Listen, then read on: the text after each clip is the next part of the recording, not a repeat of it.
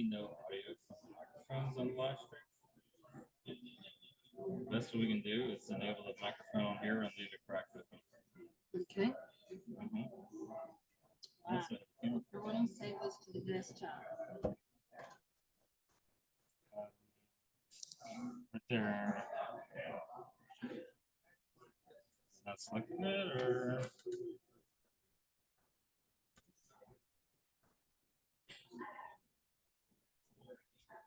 get down there. BCGFS.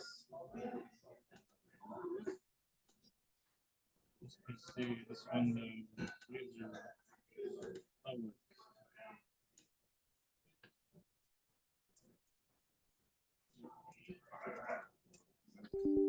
Oh my god.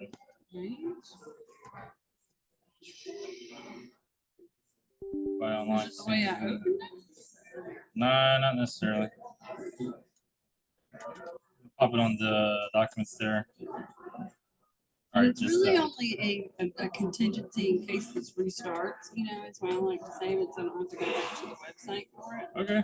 But I don't have to have it that way. So Where is it at? Just say there. It says BCGFS.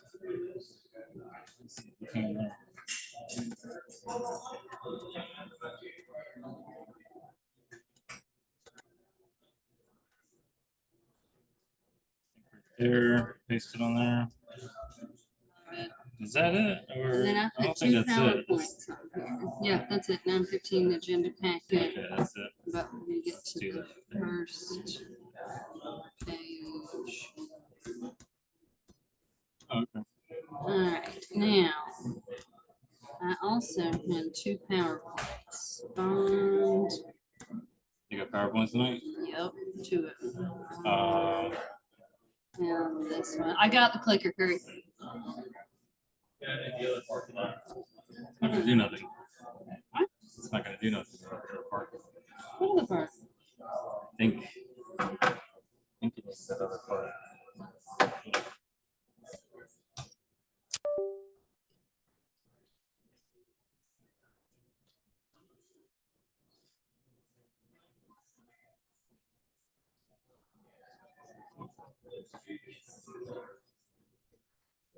I think. I don't know. We're able to get another part of something since we're going to do PowerPoints. Don't know for sure. Can we assume all that as well? I hate this.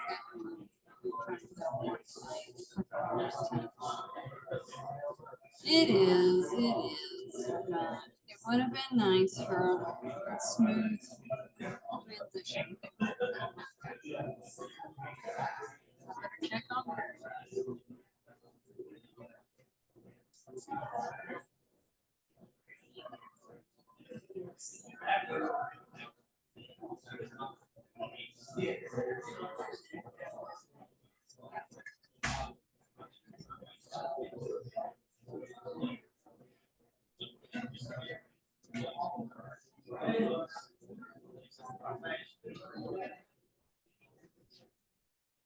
Mr. Cook. Question. Oh, that thing. Yeah. PowerPoint here.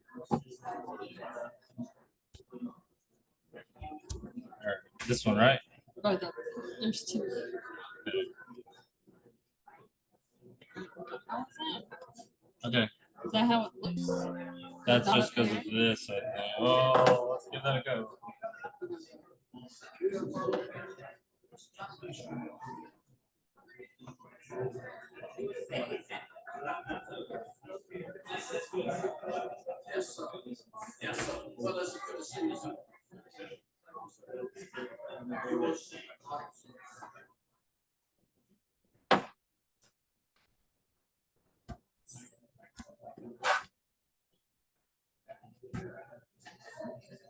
Make sure it's just those two.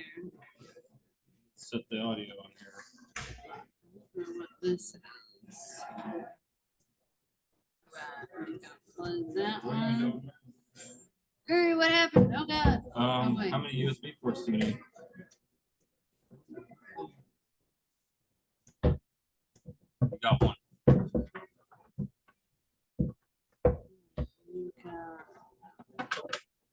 That would be good right there.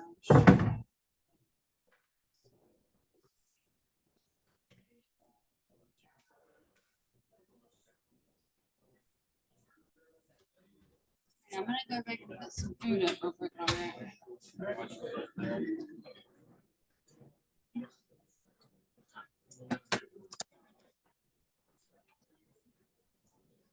The power strip.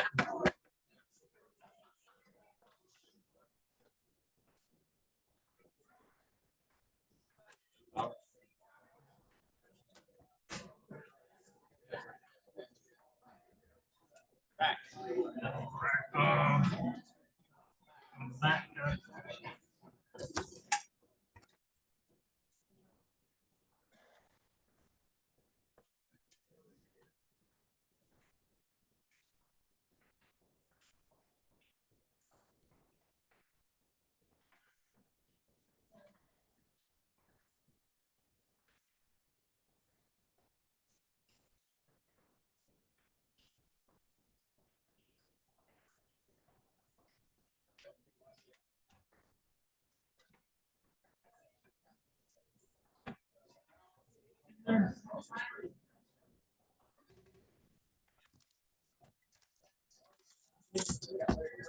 Okay, I got it.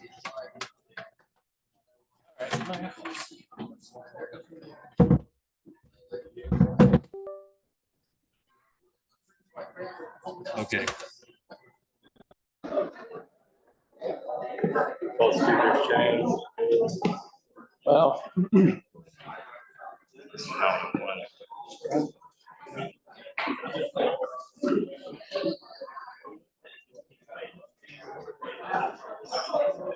There's Zoom.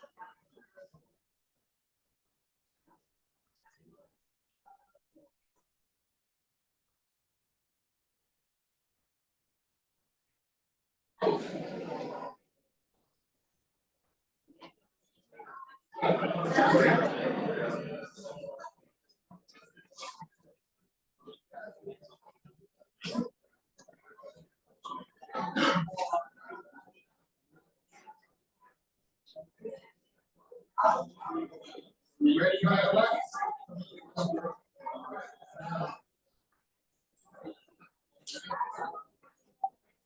yeah.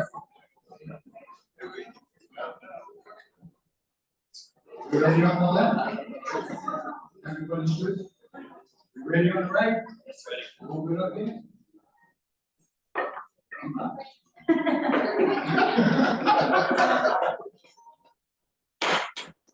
We will call the Brunswick County Board of Commissioners regular meeting to order for September 15th, 2025.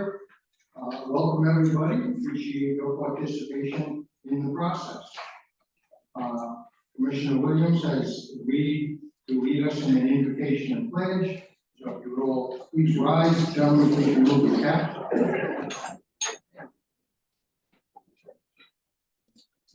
Father, we thank you for this opportunity to come together to do the people's business.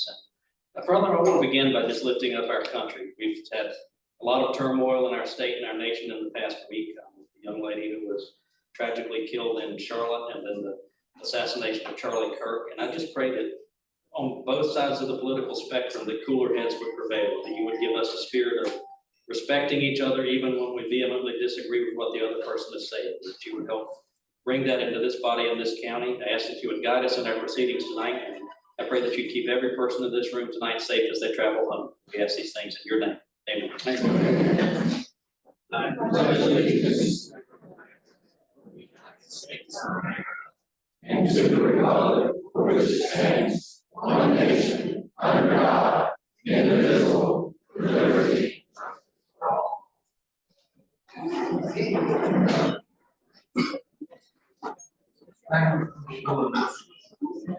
All right, any adjustments to the agenda? Yes, I would like to move presentation number 1 before public comments, which would make it 2A. Any objection? I move approval of the agenda with that change. I'll second. Williams and Thompson, all those, any other discussion? All those in favor, please signify by saying aye. Aye. Thank you. With that being said, let's bring on the ball players. Okay, South Brunswick, come on up front. I am. Right up here and face that way. Just line up. Kind of follow it around so you get everybody in.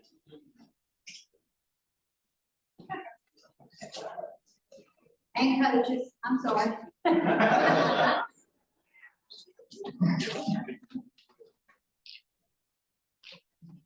First, before I read the proclamation for the ball team, I would like for the ball team and the citizens to understand why we do proclamations.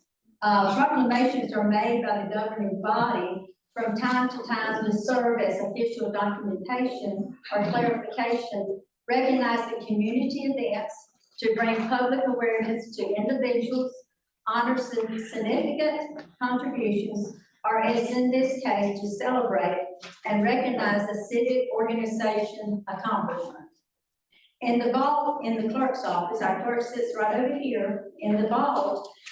There's records going back to July of 1868. 150 years ago, that are handwritten in Old English style of writing. In these records, among many decisions and events of that time, are other proclamations that were deemed important and noteworthy events of that day. Proclamations such as this are recorded within those written minutes and are deemed as permanent records. So tonight, this becomes permanent records by you being here. They are kept forever. So that means in the year 2182, if someone wanted to look at September the 15th, 2025, they would see this proclamation with your names tied to it, and it will be a part of Brunswick County history forever. Now, with that said, I'll read the proclamation. One of the things with All-Stars and Dixie Youth, you have the regular ball team. So these are the All-Stars. So it started out at Southport Oak Island ball team, and when they won, you pick the All-Stars from all the teams, and they become South Brunswick. So they became South Brunswick to go to the World Series. So with that said, Brunswick County Office of the Commissioners proclamation honoring the South Brunswick Southport Oak Island All-Stars, Dixie Youth Baseball Division II Majors World Series champions. Whereas the sport of baseball expresses the heart and character of America and for many years has been properly recognized as our nation's pastime.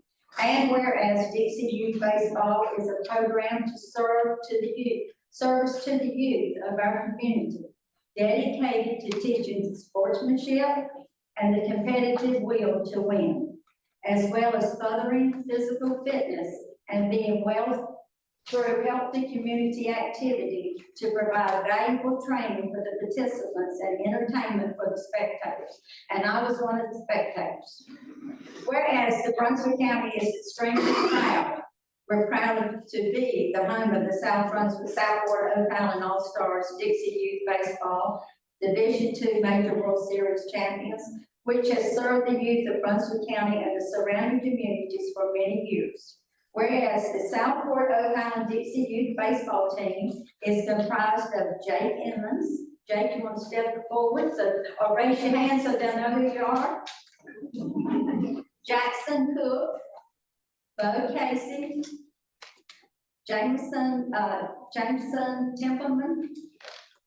He's not here. Okay. Charlie Morris, Levi Owens. I know Levi's here. Carson Curley Strawman, Garrison Broadwell, Ethan Boone, and Braxton Bryant, along with the coaching staff of Charlie Morris, Doug Geiger, and Wes Edmonds.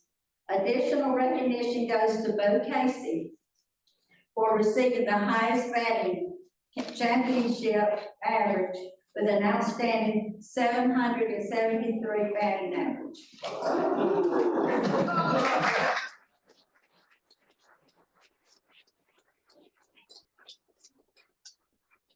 Now, therefore, the Brunswick County Board of Commissioners wishes to congratulate the 2025 Dixie Youth Baseball Division II Major World Series champions and urge all citizens to recognize the excellent standard these talented young men have set with their commitment and dedication to the sport, with the dedication and support of their coaches and parents. Proclaim this day the 15th day of September 2025. Now, a little bit more of information. They had to play 11 states. This is not something that's just given. The World Series that Dixie Youth is broke up with the South, the West, and whatever, but they had to play Alabama, Arkansas, Florida, Georgia, Louisiana, Mississippi, North Carolina, South Carolina, Tennessee, and Texas, and Virginia. So all these other states lost out. These boys.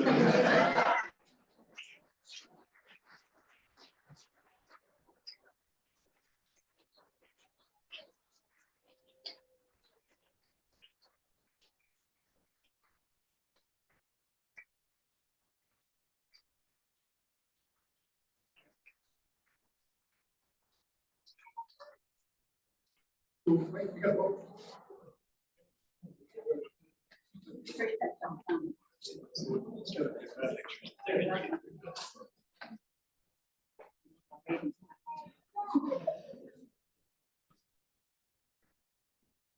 I got to get in the middle somewhere. All right. Let's see. I just don't show you. Thanks, sir. Thank you. Congratulations. Thank you. Thank you. Congratulations. Thank you, Randy.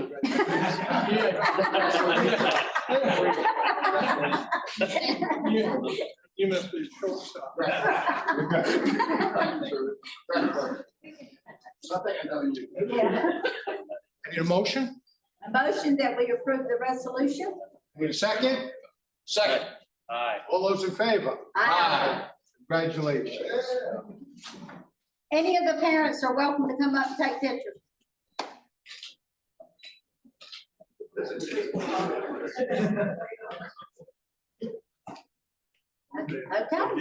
Yeah, and we're gonna give you time to go. I know some of you's got football practice. Yeah.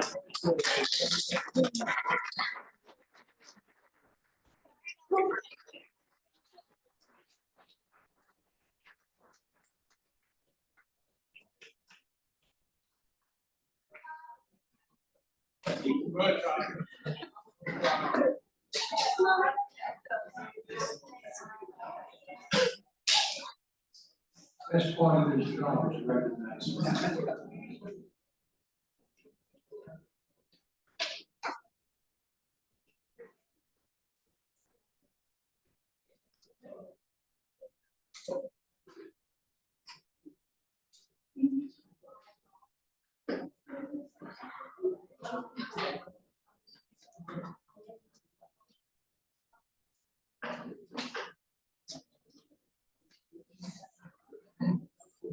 All right, we will continue our meeting. This is the part where we get to public comments. Quick with the rules here. Each speaker may speak for 3 minutes. A group spokesperson may speak for 8 minutes. When you come to the podium, please begin by stating your name and address. Comments shall be civil at all times, no personal attacks, no obscenity, derogatory or slanderous remarks, and no comments regarding candidacy for any public office. Speakers should not expect the commissioners to engage in dialogue or even answer questions. This is your time to tell us what you are thinking. So I have my list right here. We will get started. First up, Paul Parker Senior.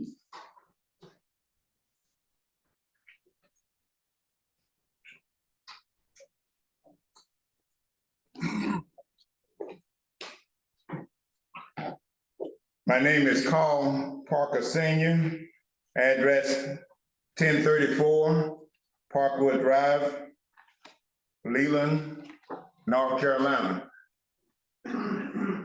I'm coming here with the tune of a can that we've been kicking for about 22 years.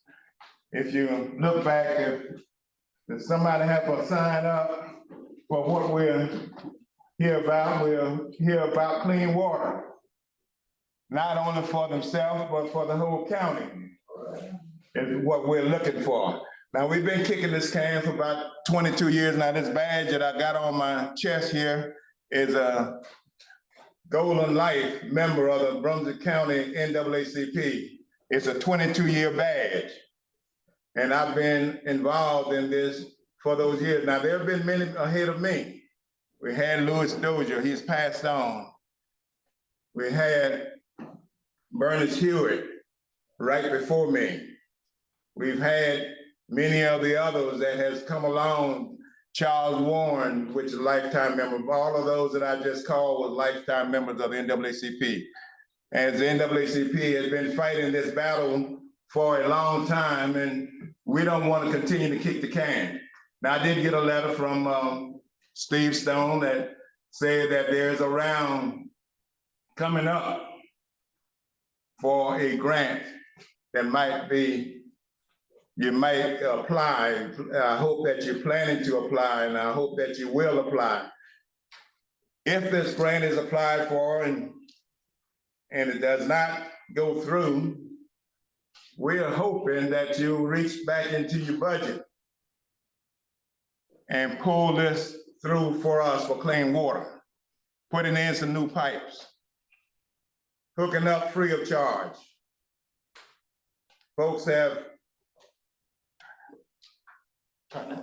try now, or you want to hear me a little louder? Folks have worked on this, as I say, for 22 years. And we need your help. I am a slave to my Lord and Savior, Jesus Christ. I am a slave to his spirit. I walk in his spirit. I talk in his spirit. I face folks for justice because Christ stood for justice. And I stand for justice as well as Christ stands for justice. And it's unjust to have constituencies in this county that does not have clean water, access to clean water. And I believe that you guys can do better. I realize what fear would do. I realize that what fear would do whenever I saw that Mr. Cook down at one of the places that was saying that I was lying about folks that didn't have a water system. Whenever I say that they were paying water fees, I realized that fear would make Mr. Forte. Mr. Paul, number one, your time is up. Number two. No, time is not up. I'm speaking for a group. I'm the NAACP of Brunswick County. And you should have said that when you first came up. Well, I'm saying it now, and that's what I came here to do. Then decrease the platform. For all the people that Mr. Parker is speaking for, would you rise?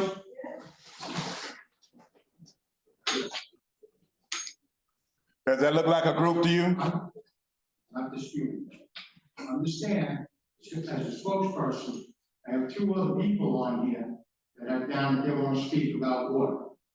Those people can no longer speak. Mr. Parker is speaking for all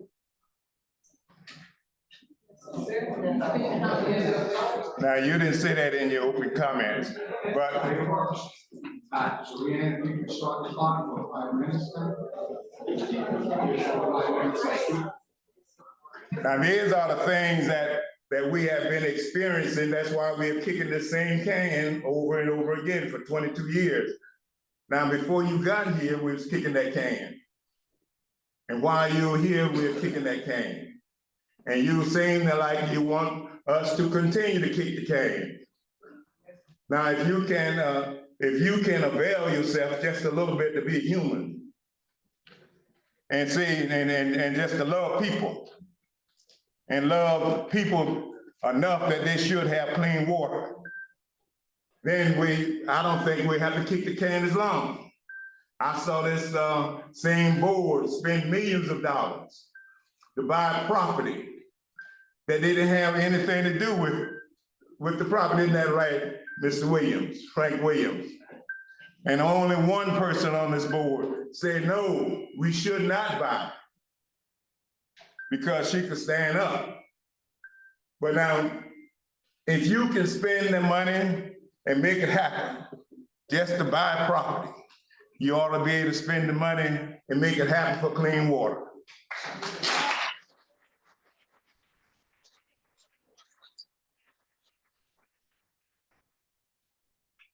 I think whenever you see me come up, I'm not speaking alone. I'm the president of the Brunswick County NAACP.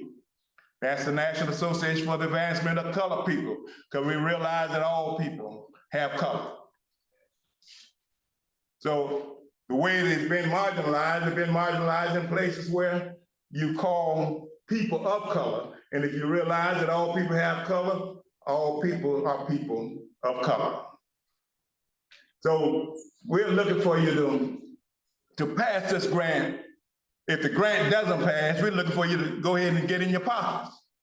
Because whenever I buy something from Lowe's now, I see a tax on that San Brunswick County tax that we're paying. And you did an excellent job because you got back in. You was afraid you weren't gonna get in because you thought those folks was gonna listen to the truth and not vote for you. But they voted for you.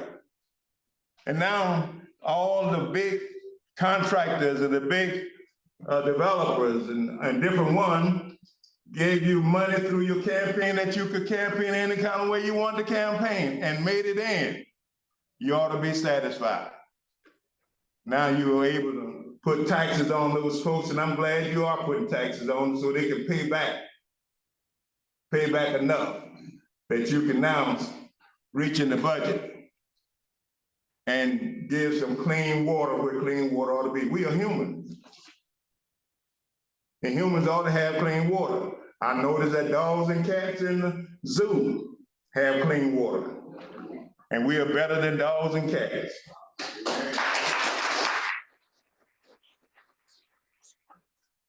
This is something that the whole board needs to look at. Just not look at it, but this is something that you need to act on. I know that you sent Steve Stone out there as a deer hunter. You know how a deer hunter, the buck always send the doe out first. If the doe make it, then the buck come out. But if the doe don't make it, the buck turn around and run the other way. You've already sent Steve out as a doe. Now you the buck. Don't turn and run the other way.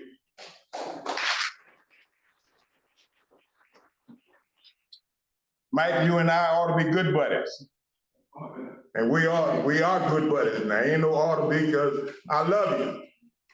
Because God said love you. But I love you that you ought to do the right thing. Work with the right people. Work and do. You don't need to be chairperson.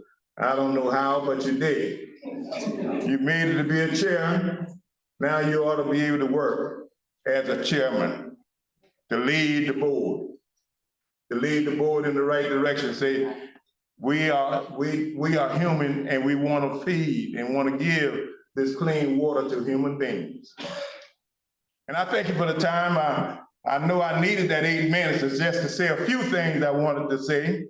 And I've already got that 8 minutes. I won't go over.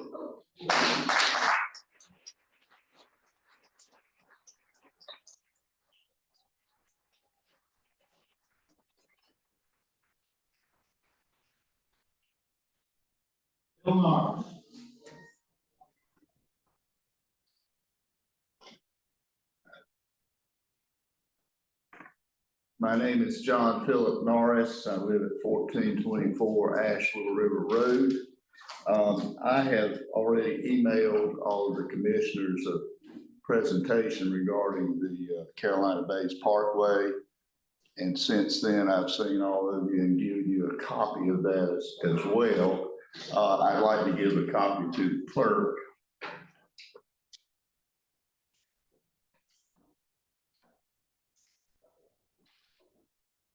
And the reason I'm here is to publicly bring to the attention of the commissioners that, first of all, I appreciate the job that you do, and I'm gonna be short and sweet.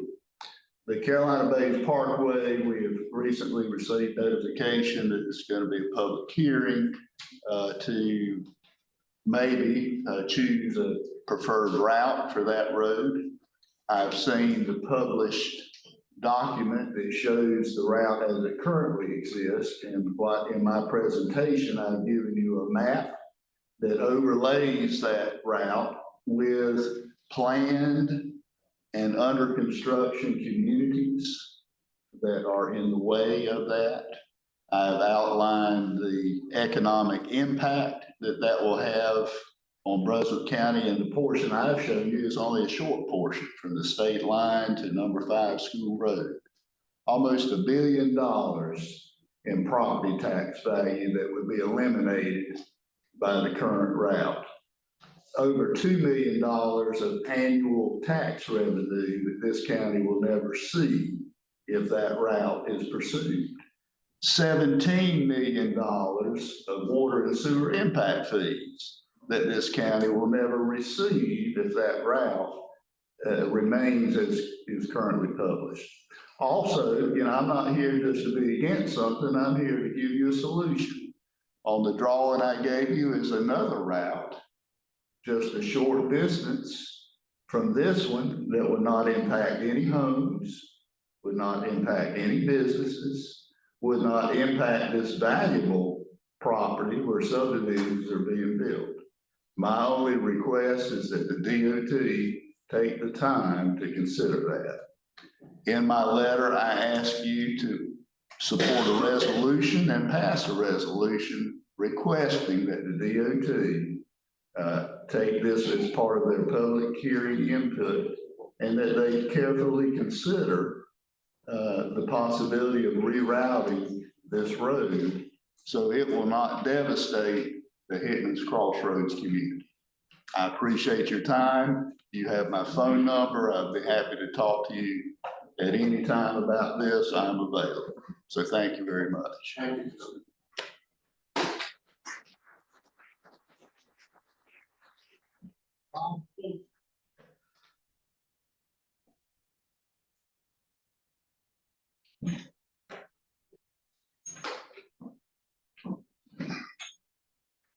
Thank you. My name is Robert Fulton. I reside at 3898 Timber Stream Drive, Southport, North Carolina. And I'm here to address stormwater. You said anyone else speaking about water would not be allowed. Stormwater is on the agenda. Thank you, sir. On the agenda, for those who didn't have an opportunity to read it, is a stormwater utility feasibility study, request for qualifications, stating that at the July 21st Commissioners meeting, it was discussed and explored ways to potentially address flooding and stormwater issues within the community. I question whether you mentioned any infrastructure issues in that discussion. It states that one potential approach is through the creation of a countywide stormwater utility, dedicated fee-based system that collects funds from property owners to manage and maintain their community's stormwater systems. That sounds like a tax to me. It states that counties in North Carolina are not authorized to own or maintain roadways or their associated drainage systems, which are typically controlled by the North Carolina Department of Transportation, local municipalities, or private property owners. The main focus is to create a dedicated funding source for projects to mitigate flooding and stormwater issues. And I would have to ask, whose property is that going to benefit? It's not the county's property. You're going to take taxes out to work on stormwater drainage. So I say that leads to some questions for me. But again, it states that the main focus is to create a dedicated funding source. So do the commissioners intend to start taxing residents to provide the means to provide infrastructure to manage increasing impacts of stormwater runoff, which is increasing due to overdevelopment? Are you asking for the ability to tax our roofs, our buildings, our roads, driveways, and sidewalks that were allowed to be built with no regard to the impact that those structures have on stormwater runoff? I would ask once again that the commissioners take up the task of representing the residents of this county, petition the state legislature to reinstate the existing legislation which allows counties to enact a fee on future development to help offset the cost to all residents for infrastructure costs associated with development that will help us with water problems, with sewage problems, with stormwater runoff problems. Thank you.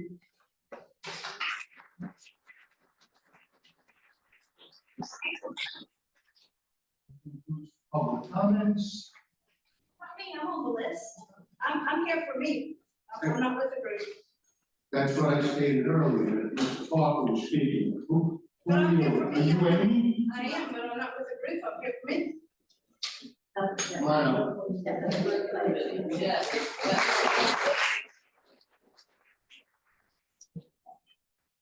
My name is Amy Johnson. I live at 3177 Albright Road, southeast in Bolivia. I came by myself today. This is my very first meeting, so forgive me for reading.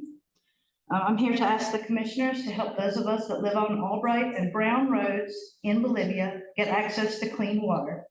Even with the filter system, we are unable to use our well water for drinking and cooking due to the smell, rust, and sediment. I have heard that there is some kind of federal grant that is going to help us get water on Albright and Brown Roads, and I'm here to ask you to continue to work with Congressional Representative Rouser to make that happen.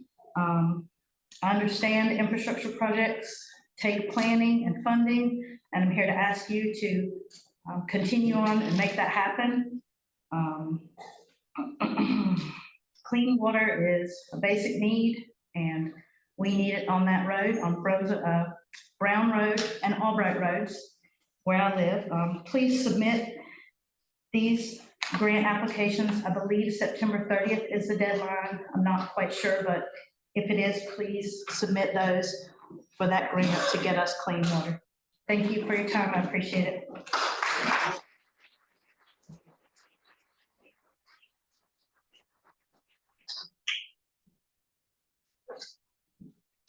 Okay, moving on, approval of the consent agenda, motion. So moved.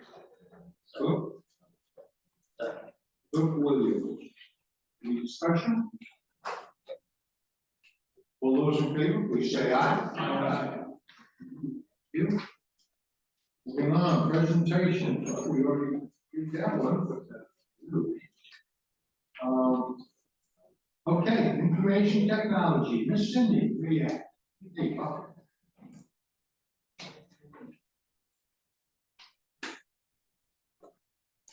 Good evening, Cindy Hewitt, IT Director for the county. It's indeed my honor and privilege to be here this evening to introduce you to two of my colleagues in the IT industry. We have visiting with us this evening from the North Carolina Local Government Information Systems Association, our President, Hardik Patel from Orange County, and our President-elect, Helen Nelson from New Hanover County. And they have a special presentation for us this evening. Thank you, Cindy. Good evening, respected board members. I'm Hardik Patel. I'm the current president, and this is Helen Nelson. She's the president-elect for the North Carolina Local Government Information Systems Association. The association's purpose is to assist its members in sharing experiences and ideas. And yes. Hold on a second. Let's let Thank you, sir. Thank you.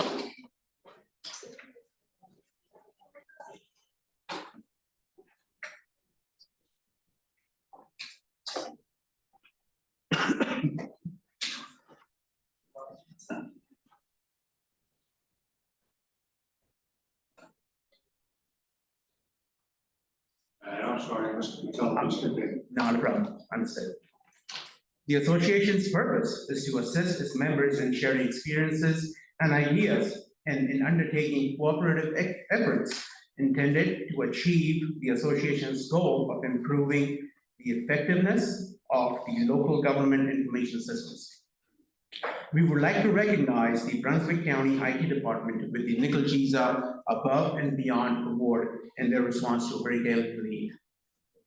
We are proud to recognize a team that exemplified the true spirit of service, collaboration, and leadership during a time of great need. I would like to ask the team from Brunswick County to join me up front.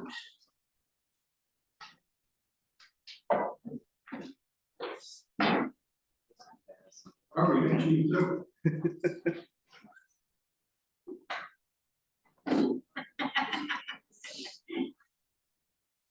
You need to come around to the front to get. Yeah. Sorry. Thanks, Dorothy. Trying to get a couple of shots. Yeah. People should figure something out.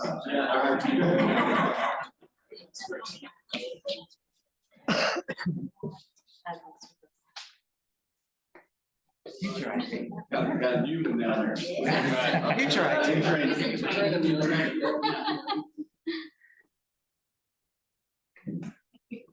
When Hurricane Helene struck, our state faced widespread impacts, but some areas were hit particularly hard. The need for immediate and capable IT support was critical. This team didn't just respond, they stepped up in every way imaginable. They sent staff on a rotation to the NCEM Western Branch to assist in operations.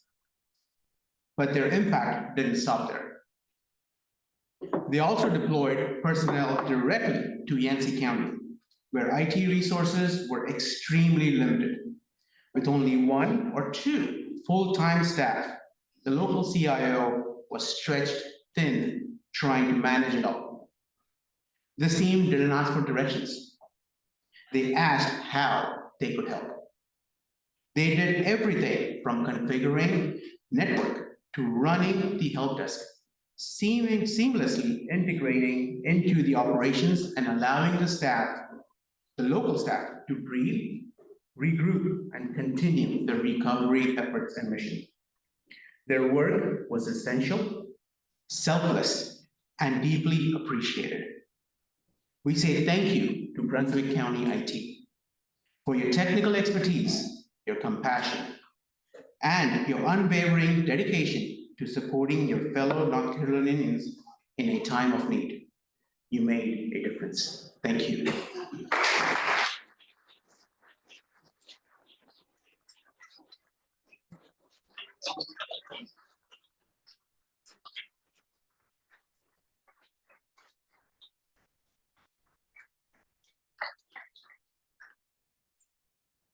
You drove a long way, I think you should at least. Party trips along, yes. I could have a little bit more. We're friends. I could have Mr. Sykes. Yes, thank you. So, one.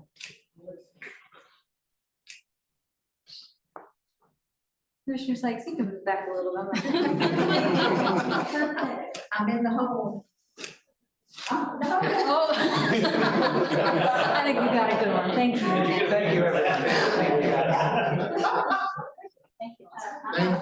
you.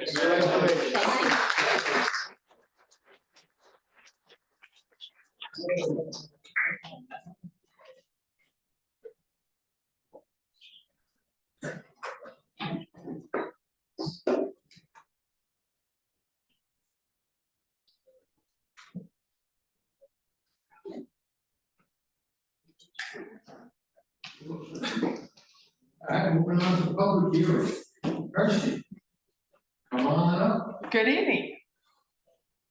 I am here about the Longshore Road closing. Per North Carolina General Statutes 153A-241, county commissioners can close a right-of-way that is not part of the NCDOT system or within a municipality. We have had a request from applicant and owner Diane Miller to close a very small portion of Longshore Road. Longshore Road is located off the Charlotte Point Loop Road. And the request is actually for the very end of Longshore Drive, at the very end in the cul-de-sac. There's a very small portion that is under request. It is approximately 20 feet by 25 feet in area. It used to be used to access a parcel. And so it was 2 parcels that have been now combined together. And as you can see, it used to provide access to a parcel. And again, those have been combined together. And so that is why the owner is now requesting that little area to be removed. It is located in the AE flood hazard zone. This is the survey map of it, and you can see the area, it's a very small area. This is the kind of a little bit closer. This is a view of the site and a view across the road from the site and other portions of Longshore Drive. This is a better, you can see all those survey stakes, that's the area. It's a really small area, it would be enough for a drive. Views facing south, you can see the water, and a view facing north along Longshore Drive. And that is the public notice we put on the site. If you choose to close this portion of Longshore Drive, you will have to adopt this resolution to officially close it. It is also in your packet. The applicant is here, Diane Miller, and she should, I recommend that you have her speak first during the public hearing. But do you have any questions? I'm available. Any questions for Kirsty before we? One, the only parcel that would be affected is the one from the applicant who requested closure, is that correct? That's correct, yes. But if we did close it, then we would gain access to the other parcel. Correct. They would push their house back is what it would do if you didn't close it. They would make for some weird setbacks. Any other questions? Need a motion to open the public hearing? So moved. Second. Let's go Sept Cook. Since everybody. Okay, hold on. All right, first up, Denise Donnelly. Denise Donnelly. Okay. Diane Campbell.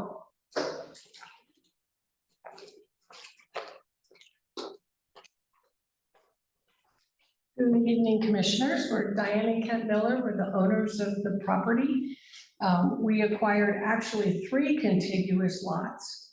And so that small parcel butts into and is surrounded by our land, other than the 4th side, which hits onto Longshore Drive cul-de-sac. And we're requesting that that portion be closed so that it can be rezoned into our land. Thank you. Questions? Okay.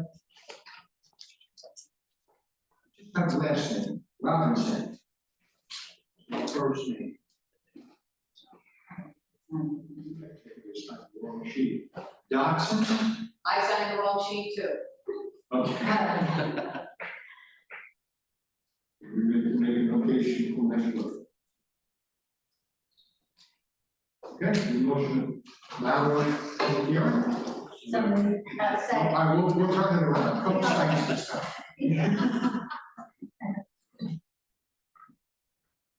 Okay. All in favor? Aye. Okay. I'll make a motion that we, close the road and adopt the resolution. Okay. Saints Thompson, get that down? Yes, sir. Okay, I have a motion and a second, any discussion? First, do you have anything to add? No. All those in favor, please say aye. Aye. Any opposed? Passes. Thank you. Okay, thank you, Kirsty. All right. We want to administrative reports, Mr. Stanley, come on now. Thank you, Mr. Chair. I move my here, if that's okay. I'm not sure if Mr.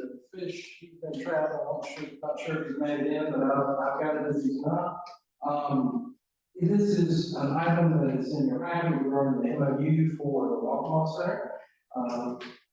The reason why we have this as on the administrative report for you is there are some changes from the other center agreements that we have done over the years, and just wanted to make sure that we address this to you. The main change is, in fact, because this is the only center we have other county operations running out of it. There's a facility for the sheriff's office and also a sheriff's facility for EMS that are part of this facility. And you all were able to see that at Ribbon Cutting that we had some time. And so with that small change, the county has written in this MOU that we would cover the utilities for this facility. That is something that is different than the other facilities you have in the county. Other than that, that is really the only change that we have in these MOUs for the 6th center that we have in Walker. That's the only change for the other 5 that we currently have in the county. And so with that, we would ask for approval. Any questions for Mr. Stanley? Pretty basic. Motion to approve. Second. No, go ahead. Thompson, go ahead. Okay. Any other discussion? All those in favor, please say aye. Aye. Any opposed?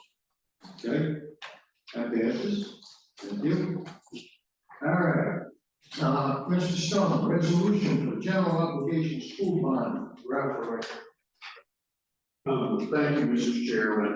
You have in your packet, an agenda item and a couple of resolutions that are required to be passed by the board to move forward, providing both some public notice and some assurances that are required for the county to move forward with the process that would be needed to issue $409.8 million in school general obligation bonds.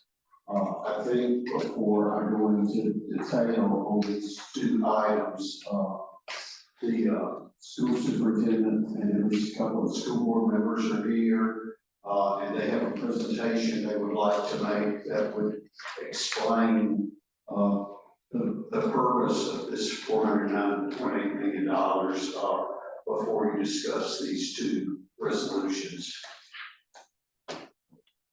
Paul, who's going to start us off? You, Mr. Barger? I think it's me.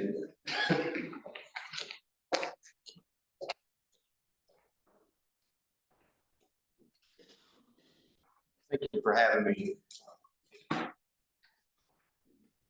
As was stated earlier, I come to you representing the Brunswick County Schools as well as the Board of Education to recommend that the commissioners approve placing a school bond referendum on the ballot in the spring of 2026.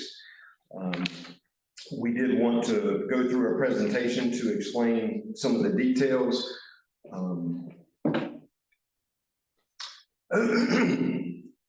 Just as a quick reminder for the public, I know that the commissioners are aware of this, but in North Carolina, boards of education identify facility needs and county governments provide the funds for school buildings and equipment. That is the duty of local boards of county commissioners to provide those funds for the same. And certainly we always have worked very well together, and we want to always continue that together. You know, we use our hashtag a lot of being Brunswick built, and a big part of that is working together as a team to make sure that our students have what they need. So just quick background, the key message tonight is that building new schools is critical due to growth demands and loss of capacity in our schools. And the cheapest way for the taxpayer to build schools is through a public school bond. I wanted to answer the question. I know it'll be asked, what about the lottery grants? Brunswick County is not eligible for lottery grants based on the state ratio of ability to pay locally versus effort to pay locally. And it would take me another hour to explain all of that, but I'll leave you to your reading on that. So we are not eligible for lottery grant funds to be able to build schools.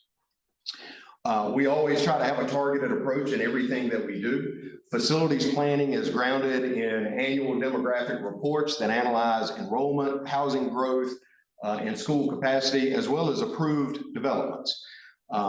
As I'm sure everyone in this room knows, Brunswick County has been one of the fastest growing counties in North Carolina for quite some time. As a result, we used to do a demographic study every 5 years. We now feel the need to do one every year because so many new developments have been approved over the last few years. So we've had two since I've been here. Projections for enrollment are presented each budget cycle to guide evidence-based capital investments by our county government. These are our current attendance zones for our elementary schools across the county.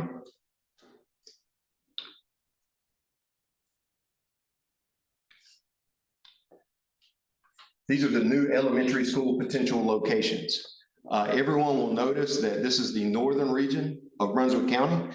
It also happens to be the place where we've grown the fastest over the last few years, and that's the reason why that is the area with the most critical need. The black stars are Lincoln Elementary, Belleville Elementary, and Town Creek Elementary. Those are existing schools that are serving our students now.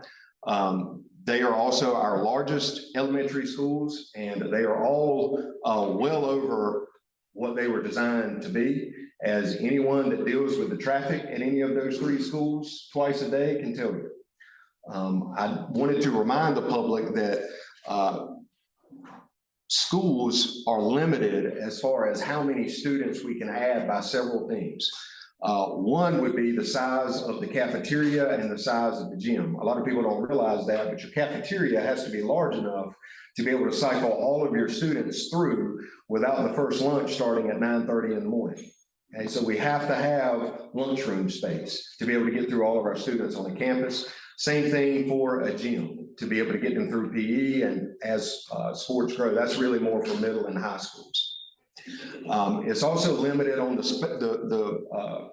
capacity of the space, the land itself.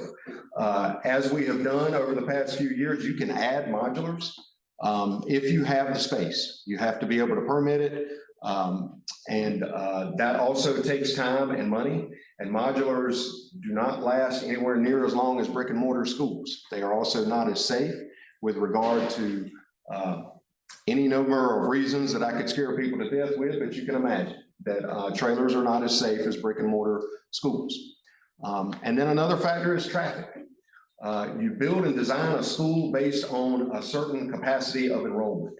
And when you start adding modulars beyond that capacity of enrollment, the civil engineering of the parking lots and the queuing space for parents to be able to get off the main roads, when you surpass that, the traffic just gets worse and worse because the lines get backed up onto the main roads, which causes problems for everybody. And that's where we find ourselves in a lot of our northern region schools.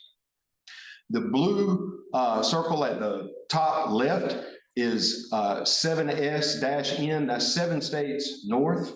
And then below that is 7 states south. So that's what that means. Both of those parcels, the one at the top, we are currently involved in a purchase agreement in.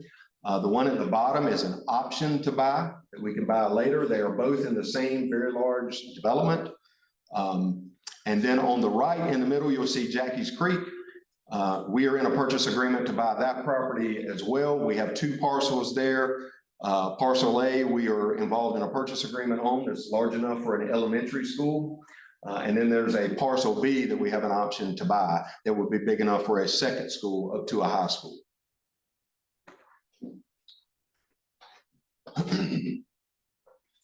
I thought the easiest way to show this is to pull out at the top the elementary schools that are impacted, which are Belleville, Lincoln, and Town Creek. And then you have a line for total elementary school students. We'll talk about those first. Underneath 90% capacity, we typically start getting concerned about schools when they get above 90% capacity because in public schools, we are not allowed to turn children away and their parents. When they live in our district, we have to enroll them.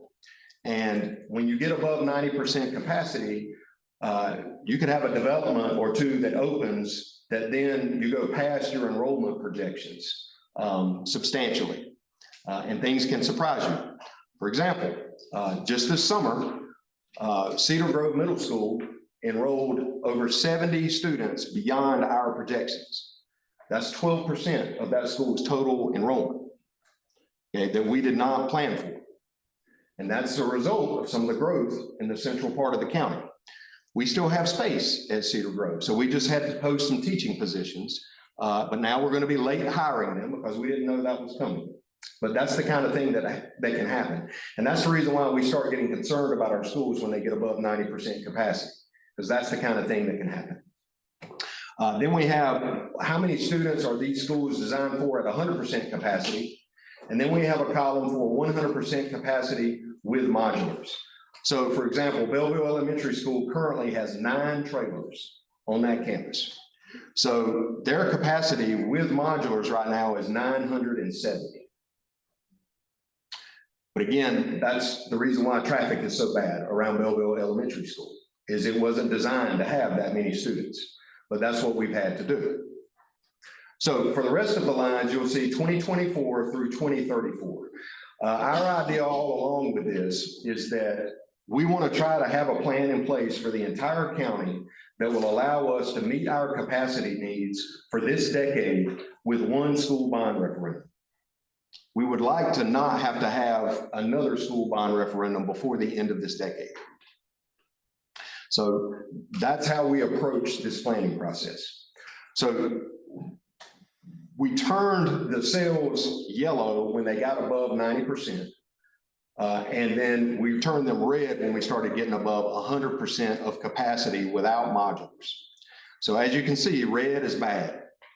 Yellow is very concerning. And white is good. Okay. So as you can see, there's a lot of red on this. And that's because the title at the top of this is Building Capacity Projection Without Bond Approval. So at the bottom, we've included the same numbers, current projections without a new high school built in the county over the decade. And it's kind of the same sort of thing. Specific to North Brunswick High School, we just opened a new 16 classroom addition. We built that on the last available space we had on that site. There's no more building that we can't add trailers. We don't have any more space on that campus.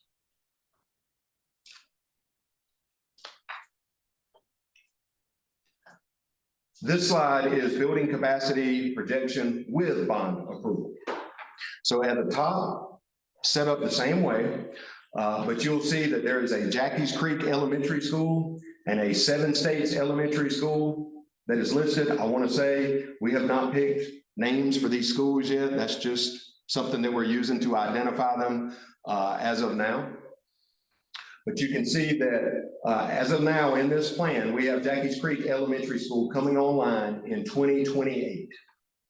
Now, that will be a 750 student elementary school as is. And in general, if we try to keep Jackie's Creek Elementary below 90% capacity in 2028 when it opens, mostly what we're going to be doing is taking all of the kids out of the modulars at Lincoln and Belleville that are already in modulars, plus maybe an additional 150 students or so. How many trailers at Lincoln? 2 this year. And how many total? 2. What we have projected, as you can see, it's going to get tight right before we get to 2028. So right now we're planning that we're going to have to add probably 2 more trailers next year at Belleville, and then 2 more trailers after that before we get to 2028. That's what our numbers are projecting. So you still have space to add those trailers? We do.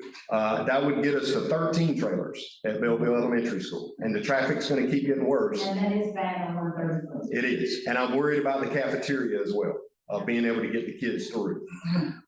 We would also have to add trailers at Lincoln over the next 2 years as well. So you can see in 2028, the capacity numbers all go white because we opened Jackie's Creek. But then almost immediately, Belleville goes back above 90% in 2029. But we're able to manage all the way out through 2031 because hopefully a second elementary school will open at Seven States North in 2031 and at the latest 2032. And even then, Belleville continues to grow as we get to 2033 and 2034. But there will be modulars there to handle that. Again, remember, there's a difference in the capacity with the modulars and the capacity without. The capacity without it is what it was designed for. Underneath, you'll see same numbers, same setup with a new high school coming online in 2031 that would be in the North region, but would be somewhere between North Brunswick High School and South Brunswick High School. And depending on where the attendance line set out, it would be pulling mostly kids from North and some kids from South. And West Brunswick remains okay until the end of the decade. But by the time we get to the end of the decade, there are some developments that are supposed to be coming online down there that are going to impact that. So this is our project summary for elementary school number 1. The county has also asked that when we build our first elementary school in the North Region, that we add the expenses to make sure that that school is built as a shelter, because we do not currently have a shelter in the North Region of the county. That adds an additional just over 19 million to that construction. A 1,500 student high school that can expand to 1,700 students is an estimate of $234 million. The second elementary school is just short of $77 million. That one would not, I assume, be constructed as a shelter, so it would not have that additional cost. And then we had included $2.7 million for updating classrooms and playgrounds at several elementary schools around the county, because of the fact that so many of our pre-Ks have started to shut down. That our parents, we have lots of folks that are asking for relief for childcare for pre-K.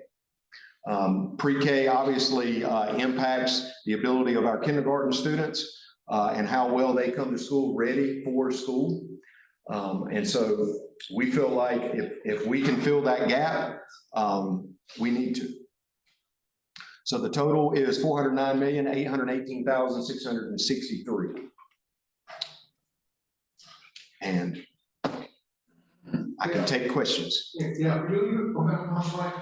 Sir? Total cost of the schools. Right there? Yeah. Okay. Elementary school one, Mhm. $77,000. Million. I wish it was 77. I wish. I read that, Chair. My bad, sorry. 77 million for elementary school one.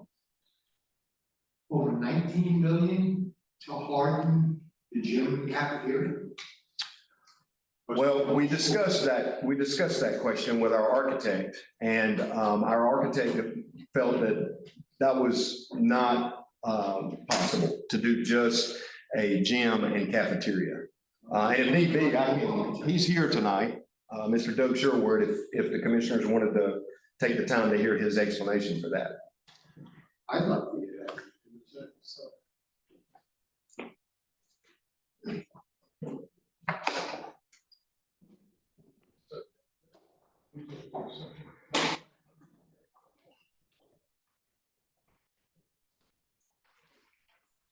My name is Doug Sherwood. I'm with Sawyer Sherwood and Associate Architects. Is that better? All right. My name is Doug Sherwood with Sawyer Sherwood and Associate Architects, and I've been working with Brunswick County Schools for about a year and a half on this project and trying to give them some guidance along the way. And I'm happy to answer any questions. I understand one was the shelter. When we talked about that, it's not to say that it's not possible to do just a portion of the building, but when you look at the building structurally, you would need to start to look at separating that building in some form or fashion. It could still be connected, but it would need to be two separate buildings as far as the structure goes. Another thing that comes up with those sorts of projects is what we refer to in our office as institutional memory. And so at some point down the road, everyone will remember that that school is the shelter, but they may or may not remember which portion of that building is the shelter. And so if you do that, you just have to be very, very deliberate in identifying exactly what portion of the building is going to be a shelter, carving that out and making sure that you never bleed over into the rest of the building during any sort of emergency. If we were looking at the cafeteria and the gymnasium, we need to make sure that plumbing and electrical can support that portion of the building during an emergency without failing due to a failure in the other part of the building. So it does become more complicated in a way. Mr. Sherwood, I think it'd be good. And I'm not the only one. I'm sure that Commissioner Thompson's done the same thing. But I've looked at facilities across the state that have safe rooms. And they're built almost like bank vaults, those areas. They generally will know where those are. Administration knows where they are. Sure. There's no confusion as to where they are. Point being is that I think that when you have a disaster, even though that you could have an F5 or whatever, sequel amount of wind coming in, to have a hardened aspect that provides security for not only the staff, but the children that are there, and have a place to be a rallying point, that's vital. But I really question the aspect of trying to harden the entire facility. That to me is just a little bit overkill, just because you could say, well, they might not remember. I could put it on the back of the wall and say where the fire exits are, and certainly say where the hardened areas are, it's not going to see. So I don't know disrespect intended, but I believe that's kind of a big argument. We again, we just need to make sure that that acts as its own independent building throughout, because when you say shelter, we're talking about bringing the public into this facility and using that during a hurricane. Right. So we would have to find a way and work with our structural engineer, plumbing, mechanical, electrical engineers to separate and make sure we don't fail. So one example might be this building will be sprinkled, right? So if we do a fire suppression system, we want to make sure that during a hurricane event or whatever event that we have people in the building, if one portion of that building gets damaged, that we are not losing the life safety capabilities of the other portion. So a lot of times, it's not to say it's not possible. Anything is possible. It just means that you might be looking at duplicated facilities for one building. So we're looking at power feeds, like I said, water and sewer, fire suppression. So it's definitely something that can be looked at. It was just something that we felt if we're building a brand new school in the location we're building it, we do have the immediate need of the storm, and if you use it as a shelter, that has to be brought up to a certain level. So there are importance factors that get applied to that building. So it increases your wind and everything. It gets your sizing loads, everything on the building gets increased by a factor, right? And that's what we're referring to when we talk about hardened. The other side of that is after the storm is over, you want to be back in school as quickly as possible. So if we were able to go ahead and take the entire structure and bring it to that capability, you can use it as your shelter and you're back up and running very quickly. So it would just maybe be in the best interest to be another way to say it, to try and take the entire building to that level. Do we know what the difference would be between the 19 million and what it would be to partial harden the facility? I don't, because at this point in time, we have completed programming for the building, so we know the needs of the building, but we are just in our very initial stages of master planning and really looking at that building and trying to figure out, what would be a portion that would make sense if we're going to try and separate, and then how do we do that? My job here, and forgive me for doing so, and it's not looking necessarily what you're talking about here, but my hope was that the liaison committee was that each one of these schools would have a part component to it. And then that way, because we need to have additional shelters, not just that one, but we probably need additional. So the thing is, I'm looking at a full load aspect with respect to one, not two. And then I don't know what the delineation is between partial versus a whole. True. And we're having to make a decision tonight, quote unquote, as to putting that amount of money forward. So I'm having a problem because I don't have the figures the way I would hope we would have. Understood. That's again, where we are right now with the project. We were hired to do programming and space needs, and that's what this document is that we prepared. So we've identified what is needed. We've identified all of the square footage. As far as cost, at this stage in the game, we are having to apply kind of an order of magnitude, right? So we have to figure out what is a reasonable square foot cost. We do that in multiple ways. We use our previous experience with public bid work because that's what our firm does. We combine that with information that we get from independent cost estimators. We like independent cost estimators because they really don't care if it gets built or not. That's what it costs. We also reach out to our construction community and try to make sure we're in the ballpark with our square foot cost number. That's where we are right now with this budget. We've had to kind of work on that. It's a diligent number. I don't doubt that, but I'm just saying the components are not where I would hope they'd been. Sure. And I guess what I'm getting at is trying to parse that out when it's kind of an order of magnitude number is very difficult. The rule of thumb we kind of use is about 20% if you harden the building for all of the different aspects that go into it. we recently completed your Waccamaw public safety and senior center building. That was large. And if you walk through that during construction, it's not a really large building, but the structure was very large, the steel. So everything increases, and that's where those dollars come. But being able to parse that out, I guess another way I'm trying to think about how to move forward. And if you were mentioning that maybe a portion of the building will be hardened on school A and a portion of the building will be hardened on school B. And right now, if the costs are only looking at, I guess it's 1 and 2, I apologize, but if we've got the numbers for hardening one in its entirety, I would think you could, look at that as well. If you cut that in half, then you get a hardened school 1 and hardened school 2 in a portion rather than the whole building. So it might just be another way to look at it. At this, what we call kind of bird's eye view at this point. So that 19 million, that's It may be able to. So. Just one quick follow-up to that, and I would be the first one to say the shelter part of that, I mean, it's not part of the school system's mission, but certainly I think it's a great use of taxpayer dollars to combine the two, and I'm a taxpayer as well.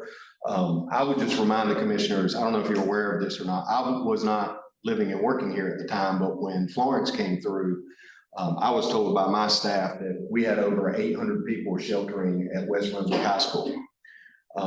I think, if I remember correctly, from the design of a 750 student elementary school, that in a cafeteria and gym, you could shelter about 500. We currently don't have a shelter in the northern region. That's the most populated area of our county. So I think there's a point to be made that if we had another Florence that really hit the northern end of the county really hard, if we just hardened the cafeteria and the gym, we would need well beyond that space. Now, I'm just telling you that because that's what we had at West during Florence, is what I'm told, as a comparison, so. All right, I've got a couple of questions, because seeing how you're up there first, seeing how you're up there first, I'll ask you, please don't leave, because I've got a couple of questions for you. To be quite honest with you, the amount of information that I have received on this particular request, most all the information I've received has come in today. I reviewed, I went back and looked at, tried to, for minutes, has this been discussed by your board in your open public meetings? We have mentioned that we were working towards a school bond referendum several times. We haven't done a formal announcement. We've been working with the liaison. We have a liaison committee of our board chair and board vice chair that's been working with your board chair and vice chair over several months. This is your first public discussion? Formal discussion. Okay. All right. I guess my next question, because I'm going to get all kinds of contacts and calls about this. So I guess you can see my concern with moving any further this evening on this particular item. So if this is the first formal public discussion of the bond in public, I'm going to get the normal questions that come to. Is redistricting going to solve any of this problem? In the northern region, there's not really a way to redistrict because all three of the schools are pretty much at capacity and beyond capacity. Is going to something like a year-round public school system going to provide any relief? If we are going to move to a year-round school system, that's going to bring its own set of challenges that we could go into later, but I don't think it's going to solve the problem for long. I mean, those are the type of questions that the public are going to be asking when they're looking at a 7-cent tax increase. And we need to be prepared to answer those questions. Right? And obviously, we're going to turn to the school system and ask you to answer those questions. So that's my, you know, I guess those are my major questions. Now, when we get into the school construction, yeah, I'm kind of curious as why we chose elementary school as a shelter to begin with, or the construction on one. You know, looking at Belleville and Norwood, so let me just leave Belleville alone as a shelter example and go to North. How old is North High School? I mean, it would depend on which part you're talking about. How about the cafeteria and the gymnasium? 1972. Yeah, 72. I went there and I'm getting the AARP medal. Okay. So now my question to the architect, and just saying this, my background, I would say, I was fortunate that I was a fire marshal. So my question is, how are standards today different than they are back in 70, was it 2 or 5? 72. 72. So how do they differ from back then to today when we start looking at the amount of extra money to put and invest in that? Aren't the standards higher today to assist in mitigating some of that cost with just normal construction that has changed in this particular area, of being a coastal? Certainly the building that you build in Raleigh or a little bit further west is not at the same standards that you're having to build down here on the coastal region, I would assume. So is there a difference? I can't speak to how things were constructed in 1972. I'm happy to say that. But we did get a lot of questions after Florence from all the municipalities in our area. And we were asked to look at hardening existing structures in that time frame. The problem comes when you're going to use it as a shelter, it becomes a Category 4 building. So it's an essential facility. It has to be stepped up to those higher wind loads, higher seismic loads in order to be used during an event. The biggest issue with what we learned anyway, with retrofitting any sort of a building is the structure starts in the ground. It starts with your footings. And so going back and trying to harden a building afterwards is, I always say anything's possible with time and money. So I'm sure it's possible, but it's not feasible.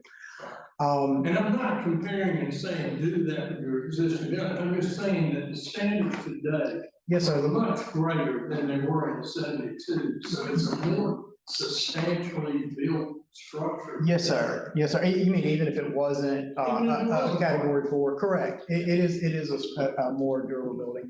So we would be, if it wasn't hardened, we'd be better off today with a new building than we would be putting someone in North Brunswick. You would be better off. And I'll let you guys look into the legality of it. But I know as soon as you put a person in a facility and they are staying there during an event, it needs to be a Category 4. That's where we hit the code in that area. A lot of people want the ability without having to do the extra, but we haven't found a way around that. And we would hope that 166A would help us do that. We'll see. And one of the big things, which you're probably aware of too, is in North Carolina, you know, there's always exceptions to the code. So we have the International Building Code and then we have exceptions.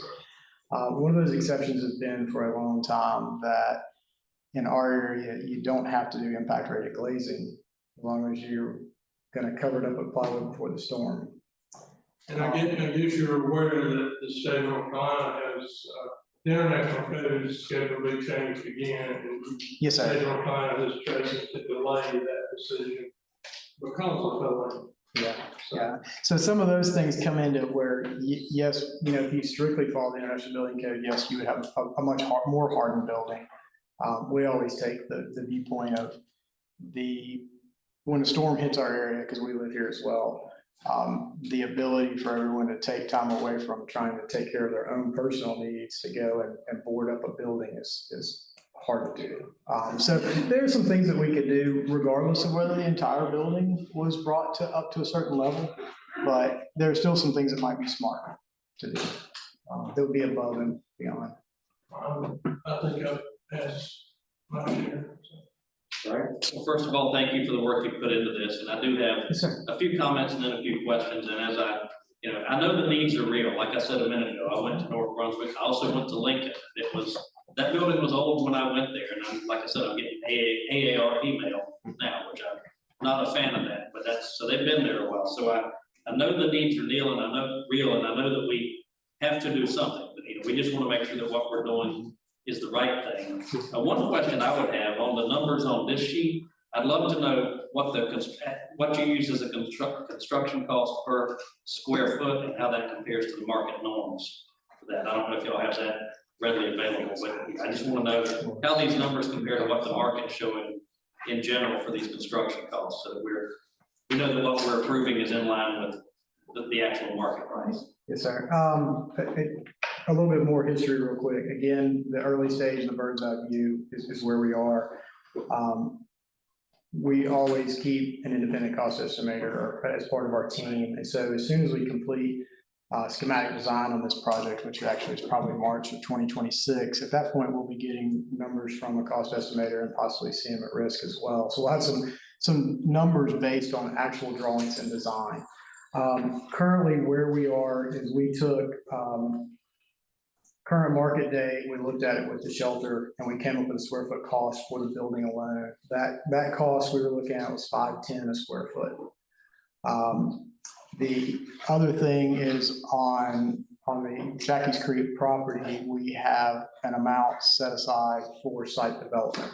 So we looked at a per acre cost, and we applied that because with Jackie's Creek, it's a brand new property. I mean, we're looking at putting in a full road, water main extensions, sewer main extensions, all of those.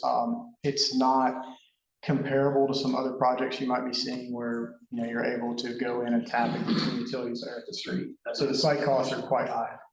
And again, they're anticipated costs at this point in time.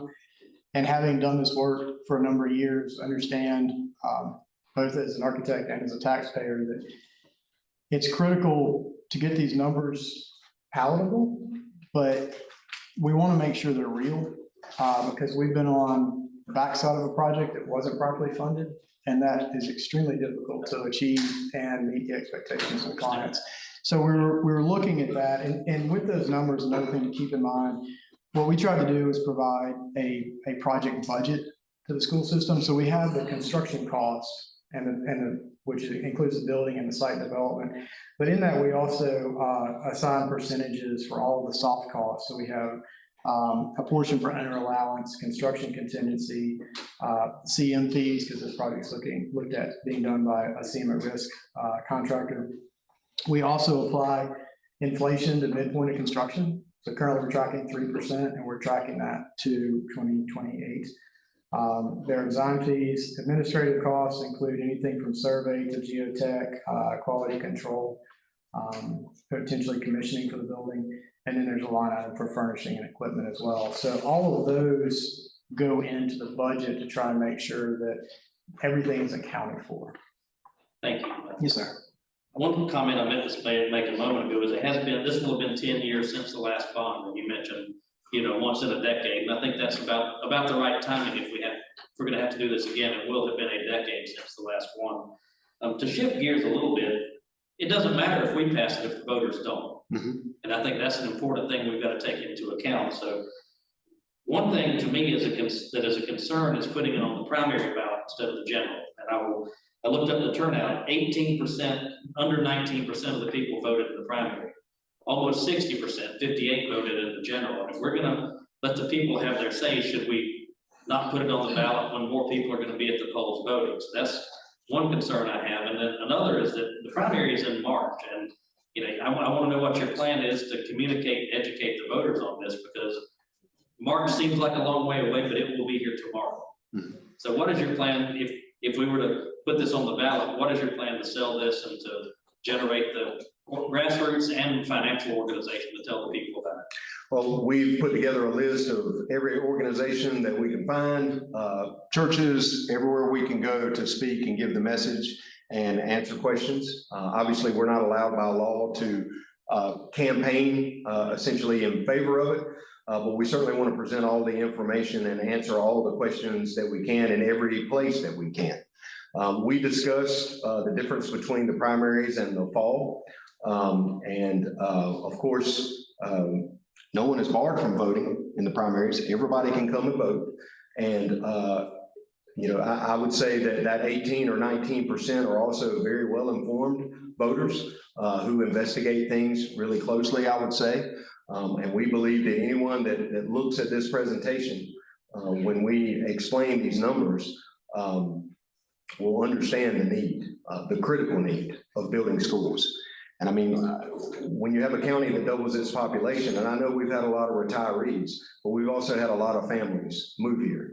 And eventually we have to have more capacity in our schools. That would be my answer to those questions. And then if it did not pass in the spring primaries, then certainly we would ask to have it put on the fall ballot, and we would try again. Follow-up question on that. Obviously, you guys as a government organization, as you said, you can educate, but you can't campaign. But in a lot of other jurisdictions, I know there have been groups that have formed bond committees that would go out and do the campaigning. Have you heard of anything like that taking place here? Do we know of any group that would plan to do that? Because I would think that would be an important component of this getting passed. Well, we would love to have a foundation, but we just don't have the time to create one. It takes some time to create a nonprofit foundation. In a lot of counties, that's what they'll have, is a nonprofit foundation that can campaign on behalf of bonds and do campaign on behalf of bonds all the time. But we just, in our current situation, we don't have the time to create one. So we're going to have to depend on our team and getting around and giving our presentation everywhere that we can. Those are my questions at this point. Okay. How much do you think it would cost to have a standalone shelter? I mean, what kind of estimate do you think would be to build a Hurricane 4 standalone shelter? It's a very broad question. I guess I would need a lot more information to be able to drill down. The number of people you'd be looking to house. I would probably say whatever the school, if you're gonna make elementary school a hurricane place, then what is that, 750 or 500? What was the figure? 500 capacity, I think, for a 750 student elementary school as a shelter. Right. So 500. I would have to run numbers. That's not something I can pull out of my head. I need to figure out the square footage and figure out what would be involved. And every project's a little different. It would depend on the site where it's located. But don't you think it would be cheaper to have a standalone that could be used for other things, such as Parks and Rec for a gym, volleyball, different insides, pickleball or whatever, or a voting place? We're all the time having a problem with having a place to go and vote, and we're having to rent locations. And, you know, to me, a standalone would be better than putting it in the school bond. Sometimes when the school has the shelter, we also have the problems of getting the people back where they need to go, and school cannot start on time. And school needs to start back on time. So I would think we would need to get figures to separate it, at least look at it, to see what the difference would be with this bond. The other problem that I have with the bond is I don't agree with the pre-K. The pre-K decides who gets to go to school and who doesn't. If taxpayers are paying for pre-K, then I want everybody that's eligible to be able to go to the school. Because if you're picking and choosing who's going, that is not, I mean. Well, it wouldn't be us picking and choosing. Well, so if you don't have control over it, why are we building? We don't have control over it, so My thing is that the county's not gonna be over it, we don't need to be involved. But if we do something, it needs to include every citizen that's 4 years old or whatever age it is for pre-K. It should be, everybody should be eligible for that. There shouldn't be anybody that is turned away. So I have a problem with the pre-K because that's a different ballgame. So we don't have anywhere else that we have pre-K. Is that correct? You mean in Brunswick County? There still are a few more that are private ones that are open, but a lot of them have shut down. But I'm talking about school buildings. Oh, no, Okay. just So EC pre-K. And how much money would be corrected here if you didn't put the pre-K in? 2.7 million. Okay, so that's 2.7 million. You're just talking about the bottom there, but you're just talking about updating classrooms and playgrounds. That has nothing to do with the building.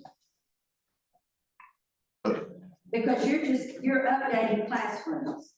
Of existing buildings.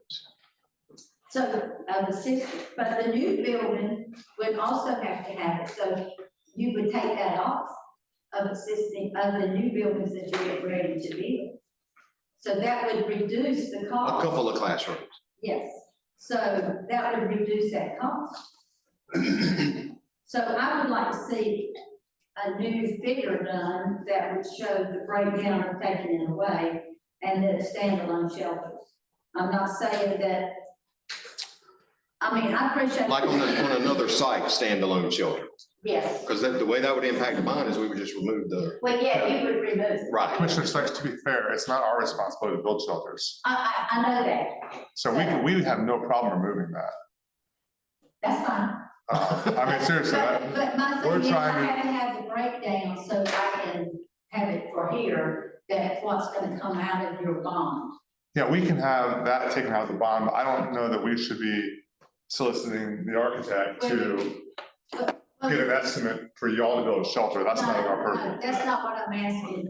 What I'm asking is, if you got a bond here that's 409 million, okay, so I need a separate sheet that shows all that taken out, to show what a true bond. But it's not gonna show you the cost of a standalone shelter. No, but that would come out because he would have to figure out how much to take out.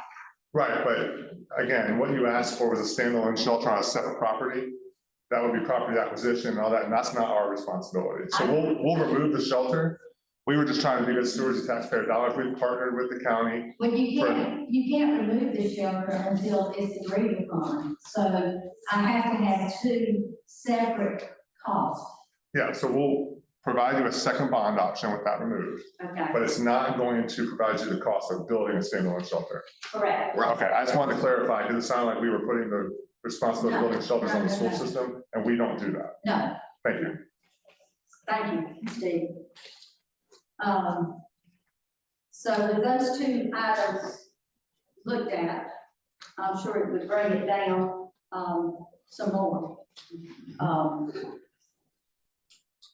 So I think we table this until they come forward. Oh, I'm sorry, you want to discuss. Mark's already. Do you have anything else? Well, I will say this, that in reference to what, just my perspective, we know that we're gonna build schools. We know we're gonna do it. I think it would be less than responsible to not have factored in a hardware perspective. I think that would certainly, by having a hardware, because you do have events that you don't even plan for. And be able to put students in their harm's way, be back and you have something that could be vulnerable. We know this will be a reality.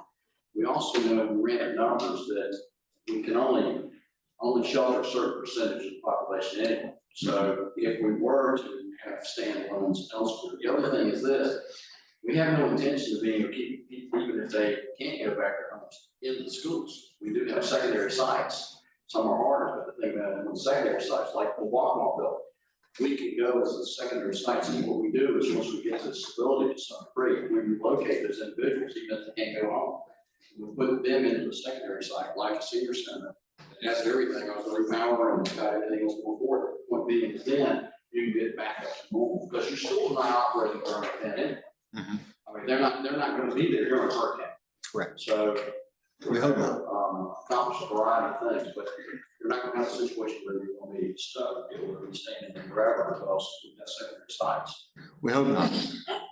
We typically see hurricanes coming. We didn't see unnamed number 8 coming. No, we didn't see that. Nobody saw that one coming. That was a 4 to 6 inch rain. That's all I have, sir. All right, I got it. $410 million. Right? There's no dirt in this estimate. What are we gonna spend for land? Like 150, 200 million? Well, we are buying the land out of our funds. Again, I'm talking But about. that- The school system. So let's say we spend another $140 million on dirt. Your money, again, okay? We're spending $650 million, right? For 3 schools.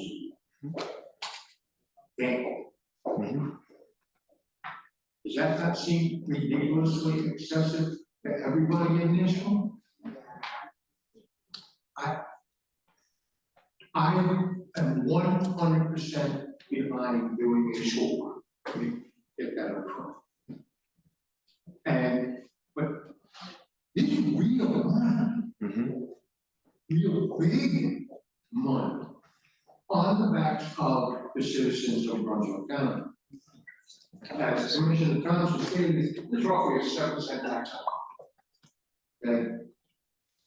If you go by our county average, $400,000 home, I think our county average is like 403, or like something like that, they will be up with that. It's a $280 a year tax increase. A lot of people, that's a lot of money. Myself, I own multiple homes. Hey, Mr. Forte? Yeah. Your comment about the land costs, I'm not exactly sure what you're referring to, but the land costs associated with those structures right there is slightly over $10 million. Total? For schools? For the land costs, we have 2 of those sites under contract right now. One of those is about 6 million, the other is 1.7, and then we have options. That's going to, assuming that we exercise them. The high school needs 75 to 80 acres, does it not? Yeah. That's not $140 million. It's a lot of money. Well, I mean, if it's $100,000 and it's 70 acres, that's $7 million. Either way, we're $500 million. Yeah, I just wanted to clarify that because that was way higher than what the land cost is going to be. Yeah, everything that we currently have under contract and under option, if we exercise those options, our total investment for the high school, and we have other options potentially to do this rather than just exercising our options. We have other options. We have, rather than exercising our contract options, we have other ideas about how we can further reduce the land costs. Currently, if we spend everything that we have on our radar for land, it would be $12 million for everything there. But we have reason to believe that it would be less than that in the end, potentially. Okay, thank you for the clarification. I'll get back to where I was. This is some serious money. $500 billion. With filling. Okay? And you know that these costs will increase before any shovel and complexity grow. We're experiencing some of the things we're building now. We're gonna have all permits and things just keep going. So I get it. We are responsible to fund the schools, the furnishings, I get it, that's our job. Okay? So it's your wish, I will want. I'm married, I know how that works. So I'm cautious. I just think this is an awful lot of money for 3 schools. Hey, I'm on. We need a bond, I get it. I'm in support of a school bond. I think three commissioners just got this, just before this meeting started. Okay. Mr. Chairman, if I could. Sure. I know that myself, my vice chair, Mr. Gainey, have met with you and your staff and Vice Chairman Cook multiple times. I believe we had 3 official meetings to land on this number. So this number shouldn't be a surprise to at least you and Mr. Cook. Yeah, it was over the past at least 3 months. I know we've had multiple meetings with your staff, so. I'm bringing this up for the benefit of 3 commissioners that were not part of that, and the people here and election others. I 100% agree we need to do a school bond. I see I have other questions coming with this, so I will go over to my fellow commissioners and let them continue with their questions, and then we'll determine what we want to do tonight. I just got one question, and I too want to partner with the school system, with the school board, to ensure that we garner the funding to make sure that this happens, that we build the adequate schools that are necessary for this county to serve the citizens of this county. But it's just like, a good example is your letter that was provided to, signed as I have examined.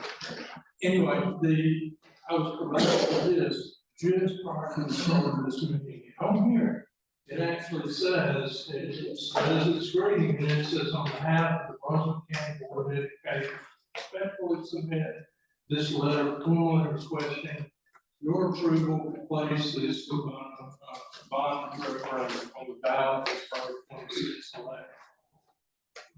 My concern is that if y'all haven't discussed this publicly and formally in an open session, then how did you vote to send us this letter? And agree to send us this letter requesting the bond. And that's the part that we need to come together on to ensure that there's no loopholes, there's nothing that gets outside of our circle to ensure that we support, because this is a lot of money. I mean, we have we have a water utility system. A lot of people came here tonight to talk about getting water. This investment that we're doing, and I realize it's over a number of years, it's almost 4 times the cost of a major water system. So I guess I hope you can understand our concern when we start talking about this much. And I agree with it 100%. It needs to be on the voters. But if the voters turn it down and we say, okay, well, we'll try it in the next election, there needs to be a whole lot more planning that's going on between our 2 groups with this funding to ensure that we've got a good plan in place. And I want to publicly thank our finance officer, our finance director, because the majority of the information that I received to prepare tonight for came from our county. So again, I want to support this, and I want to get you the money, because I believe it's going to need it. Unfortunately, the contractors, the engineering firms, the architects, they cost money, a lot of money. And we're seeing it in everything we do in county right now. But we need to be together on this. We need to understand that the public plays a huge issue with this. I was, if y'all were here earlier, you heard Mr. Norris talk about Carolina Bays Parkway 31, a public hearing. Well, there was a meeting just this past week, or just last week, that they wanted us to vote on a route prior to the public hearing. And high in the bar. So, I guess what I'm telling you is, unlike DOT, I don't want us to get cart before the horse. I want us to ride that car and be pulled by that car and we be all together as we're going down the road. So that's all I want to say to you tonight. I think this needs to be massaged a little bit more. I am not opposed to it in any way, except for the numbers and making sure that we're getting the numbers right. So that's all I got. And again, my sentiments are similar. I know we've got to do something to fund the school, no question. It is an important need that's not going to go away, so I absolutely agree with that. My biggest concern is lack of, and I know you can't do this because you can't do the campaign, the lack of an existing campaign organization to go sell this to the voters. I'm also concerned that if we put it on the primary ballot, there's not time for hopefully somebody from the business community to go out and start one of those. So I'm very concerned about putting it on the primary ballot, because if we put it on the ballot, I want to make sure that it passes when it's on the ballot. I don't want to vote to put something on the ballot that I think is going to fail. And I am concerned about the timing of trying to do it in March, because that will be here before we can blink. Where I come from is my mother was a teacher, my daughter's a teacher, and I teach. I'm an online guy, but the thing is, I get it. I know we need to have it, but you have, as you very well know, on one hand, we need it, we have to have it. I mean, we need to have these schools. Look, you have a predominant number of people that live here, the median age is now 60. It's not 57.3, it's now 60. They probably don't have kids. So as Commissioner Williams stated, this is going to have to be sold to them as to the value, the inherent value of having this educational component, even though they personally may not themselves benefit from it, whereas other families certainly would, the ones with children certainly would. But the folks that are the median age, they're going to have to support this, and you're going to really have to get out there and really beat the bushes somehow, some way of being able to sell this thing. If you go back 20 years, you had an average of half the families had children, half the families didn't have children. That's the way it was. It's not that way anymore. This kind of changed a lot.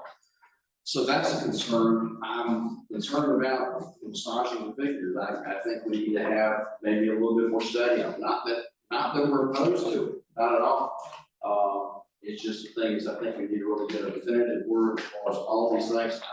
I am personally concerned. I want to see a shelter component on both those facilities, but I'm not against it. I just think we've kind of got a rough draft. We're having to vote on a rough draft. I really want to see us vote on final. That's kind of where I am. So.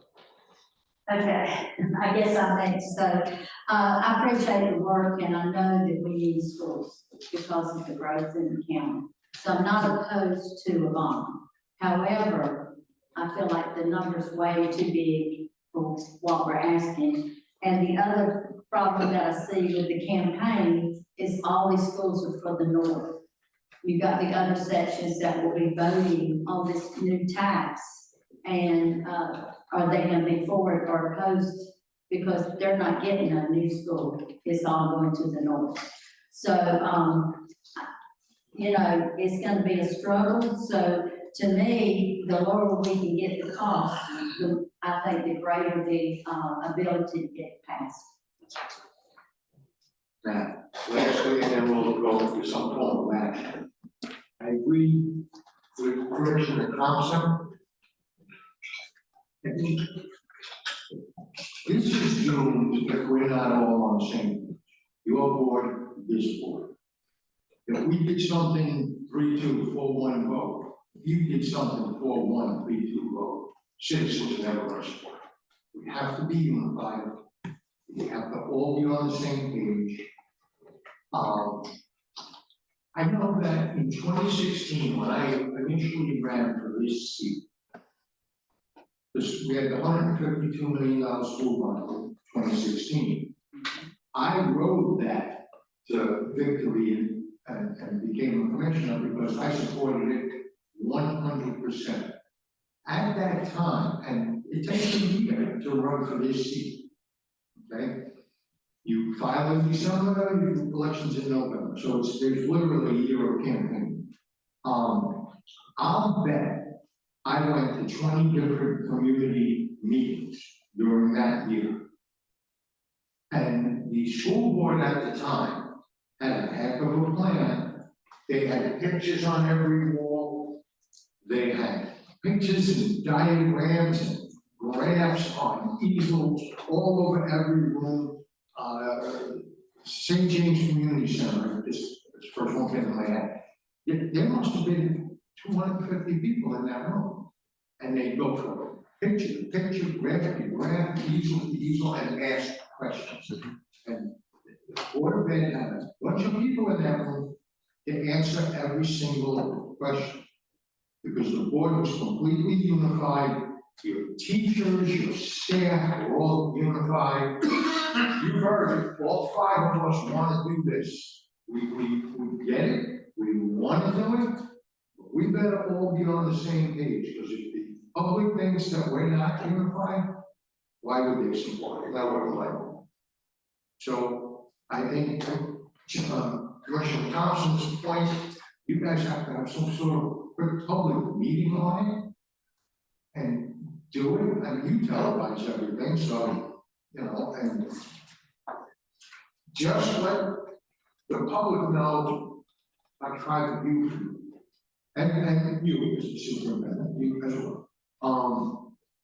And then bring it back to us. Let's take a look at it. I think you're going to get support here. I don't doubt that one bit. We know we need this, you know we need this, public knows we need it. I think at the end we'll come to some sort of an agreement. And with that, I'll ask, does anybody want to make any kind of motion for or against or anything?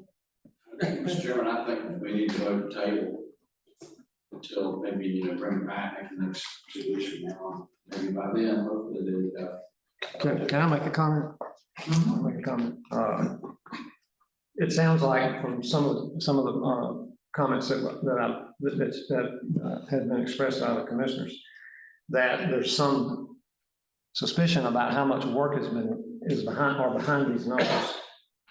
Like we've got to massage these numbers like they haven't been massaged so far. We've been working on this for a long time. How long have you been working on this with us, for these numbers here? Over a year and a half. Over a year and a half. We've been working with our demographic consultant for over a year. Then you need to remove something. Pardon? Then you just something. Then maybe something may need to be removed. And I'm sorry that you didn't get the information until today, but the last meeting we had with the liaison committee, we gave them all this information. It was all there. There was unanimity in the room at that time that this was what would be brought to the commissioners. And we, I guess, assumed, maybe mistakenly, that would happen from within your staff.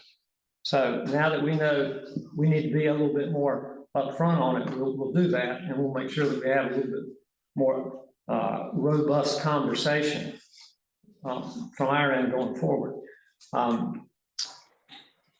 So I just wanted to make that comment that these numbers have been looked over, and we have discussed all this stuff in open session. In our committee meetings, it's all available for anybody. We haven't hidden anything. And we've discussed all the demographics. We've discussed all the items related to the construction of school costs. So it's been out there. There's nothing that's been hidden. And what Chairman Forte was describing about these public meetings were after the bond was approved and was going to be on, and that was in response to promoting the bond itself. So, I mean, and we plan to do exactly what you have just described, that we're going to have our people in place who can talk in the most informed way possible about what we expect this bond to accomplish for the citizens of this county. And we're going to do that very same thing. That bond roadshow, I think I've heard you refer to it before. It's quite that. So, pardon? Well, we already had a motion. Well, I would like to continue, but I would like to say that. Okay, well, that was it for me, though. I'm Well, I just would like to say that I was in the liaison committee meeting, and we made it emphatic, we wanted to see the gym and the cafeteria be part of the entire building. The second thing is we wanted both buildings to be part of the gym and cafeteria, and now we're getting the notices back, these notices, these aren't accurate. We're having to sit here and vote on something that's just been presented. It's not been put out in an open session in your board meeting. So that being said, we're not going to be sitting here making a decision on something that your board as a whole, the public hasn't even vetted publicly. And we're having to go ahead and make a decision prior to you vetting it publicly at your board level. So that being said, that causes a little bit of hesitation on this side, but the point being is, you're not really losing anything if we table it for 2 weeks. I agree. And that is my intention, and that's My comments were not intended. That is my intention, and that is my hope, is that we can come back with greater clarity, and you will have, by that time, have an open discussion with your board and make it public through your board meeting. And then thereby bringing it back to us, we will have the figures that we have anticipated with respect to the liaison committee. And we will not vote on something that's prior to your board having done this session. Yeah, my comment was not to encourage you to make a vote on this tonight. My comment was to clarify what I thought were possibly some misperceptions. We haven't had Okay. a answer. I think we understand. I have a motion from Commissioner Cook to table. Set the table specifically to the next meeting. Yes, sir. I'll second that. Does that provide enough time? Plenty. Well, We've done a lot of work. before we go on with the vote, Mr. Manager. The motion is to table this to our next meeting. Mr. Thompson asked, is that enough time? I know we're under the gun here. Could it be pushed to the second meeting of October, or is that too late? I think the second meeting in October would be extremely challenging to meet the deadlines to get it on the March ballot. I think actually October 6th, I think is when the calendar falls, is 3 weeks from now. And I think the October 6th meeting is still very doable. If we had to go to October 20th, it would be very challenging because the exact wording has to be to the Board of Elections in December to go on the ballot. To go on the ballot in March. To go on the ballot in March, yes. I'm saying 2 weeks, I think that gives us time, and I think y'all seem to think, and they're very close. Oh, we have a motion and a second. We can always table it again. The only thing I can say is I'm still not in agreement, and I told you my concerns, so. Well, I think that'll be, I think that'll be the difficulty is I've heard Yes. we want a shelter, maybe don't want a shelter. It's also the pre-K. Yeah. Because I think that's not. Yes, ma'am. Yes, So with the ma'am. moving goalposts, we have to know what you guys are willing to accept. So like I've heard 2 commissioners say they don't want to do it in March potentially, at least one. No shelters, maybe a shelter, no pre-K, like that's a moving goalpost. Well, I for the just school want board. to see the separation of the shelters. Right, but just like, so But we it come doesn't back, mean that we would not allow the school to do it as a shelter, but Just I wanna want see to the see the difference. separation without it. It's- To see, I guess so. Okay, we got a motion and a second, so I guess we're in this. Yes. Sure. You know, and you're absolutely right, it does concern me about the primary versus the general because of the actual participation in voting in this county. I too, if I had my roads, I'd rather see it on the general than I had the primary. It gives us a whole lot more time to prepare and to sell something that we know is going to work versus trying to run through something in the next couple of months, trying to get it out there. So yeah, I don't want Mr. Williams' thoughts on it. It is better for us to come together and say, okay, let's set our ideas on the ground. And work together to get a good plan in place and a good selling opportunity there. Now, do I feel like that reducing this and trying to get one high school and one elementary school, in the works, I think that might be critical. I'd like to look at one and one.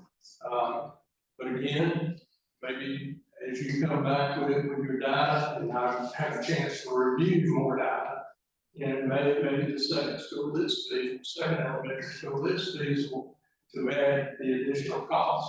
I also realize that these are probably projections, which I'm sure that whatever true construction cost lays in on us, it's probably going to be even higher than what we're looking at. Which means if the bond isn't enough to cover it, then we're going to have to figure out where those dollars are going to come from. So yeah, I personally, I like the idea of going with the general, and we're not pushed for 2 weeks out to make a decision. That's just. I'm trying to find some figures, so, on the shelters, if we took that 20 million, we could build 2 shelters. I'm just. I have no idea. I just want to put that out. We have no problem pointing shelters out. I'm on record saying that multiple times. And I'm fine. I just wanted you to be aware of that. I know. Commissioner Sykes, I know. with all due respect, I don't care about the shelters, to be honest with you. My responsibility is to educate students. But you still have to consider the building with the shelter, because everybody has to agree. Yeah. So we have to see the difference. My biggest concern now is I'm gonna ask our staff to bust their butts for the next 2 weeks to bring you something that you may still not approve because you don't like March. I think before we leave here tonight, we need to know if it's even possible that you guys are going to approve it on October 6th, or we're wasting a lot of time rushing to get this ready for something you're not going to approve anyway. And we still, this isn't the only project the school board and our staff is working on. So if you don't anticipate passing this for March, then we can reconvene this conversation later on. And my staff can go back to work on all the other stuff that they did. You know what I'm saying? If for 2 weeks, all they do is work on this and you guys still vote no because you don't like the timeline, then we're wasting our time and so are you. I fully intend to expedite this. That's my intention, but that's up to the rest of it. That's my intention is to move ahead with this, because I know full well that you're gonna go in, you could have a certain percentage of very, very well knowledgeable voters who come in a small percentage and pass this. I know that's a reality. The second thing I know is that it's not gonna cost them any additional to put it on the general in addition to the primary. So the thing is, if it doesn't have the people, for whatever reason, they don't show up, and then you bring it back to the general again. I don't have a problem with that. We already know that we're on third base and know what our figures are in total. So my intention is to have those figures come back, that you've already brought it forward to your board as a whole, and done it publicly, then in turn bring it back to us. We go out and more or less the final figures, and then we go ahead and vote on it. As far as I'm concerned, I'd like to see it go ahead and go with the primary, but then again, if it doesn't work with the primary, as we just stated, along the general as well, and that's gonna cost anything additional. Because some people have the idea it's gonna cost additional. We've already found out ahead of time that it's not gonna cost anything. It's an add-on. And it's going to be the same thing with the general. So we're not talking about any additional encumbrance. It's gonna cost us more. That's my. Right. I'll get to your question in a second. I got a motion and a second, table. All those in favor? 2 weeks though. For right this minute, yes. Yes. All those in favor? Aye. Okay. Now, would somebody? You want me to make a motion? Have at it. I make a motion that we wait and y'all get us information as quickly as you can and wait till the general to have the election on the bonds. Did the motion pass or not? Yes. It passed. Okay, the table, yes, final. For 2 weeks. I think it sounds like we've got 3 that are thinking the general election, at least 3. They're thinking general election is better. I'm a very likely no vote of putting it on the primary and a very likely yes vote for general, because I don't want to vote, put it on the primary and it go down in flames. That's what I think likely happens. I know I brought this up in the liaison meeting. Steve, you and I have thought about, I've always thought it should go on the general. I mean, I'm gonna have 19% of the people voting in March. Great representation. That's the 1 in 5 people voting. $400. Well, I certainly understand. The only thing is just these numbers get worse as it gets pushed back. That's. Yeah, I mean, it pushes everything back a year, not just the first school, but pretty much all of them. Going on that has tripled over the last couple of years. And we haven't done anything. So I get it, more than you know. So I got a motion, restate, to put this on the general election in November.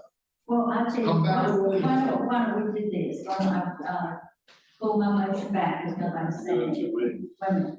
And then in 2 weeks, they come back with something to update us. Or either we vote on it then, they give us more information, and then we make a decision then if it should be in the primary of the general. That's what he said. Right, that's exactly what he's saying, don't do. He doesn't want his staff to.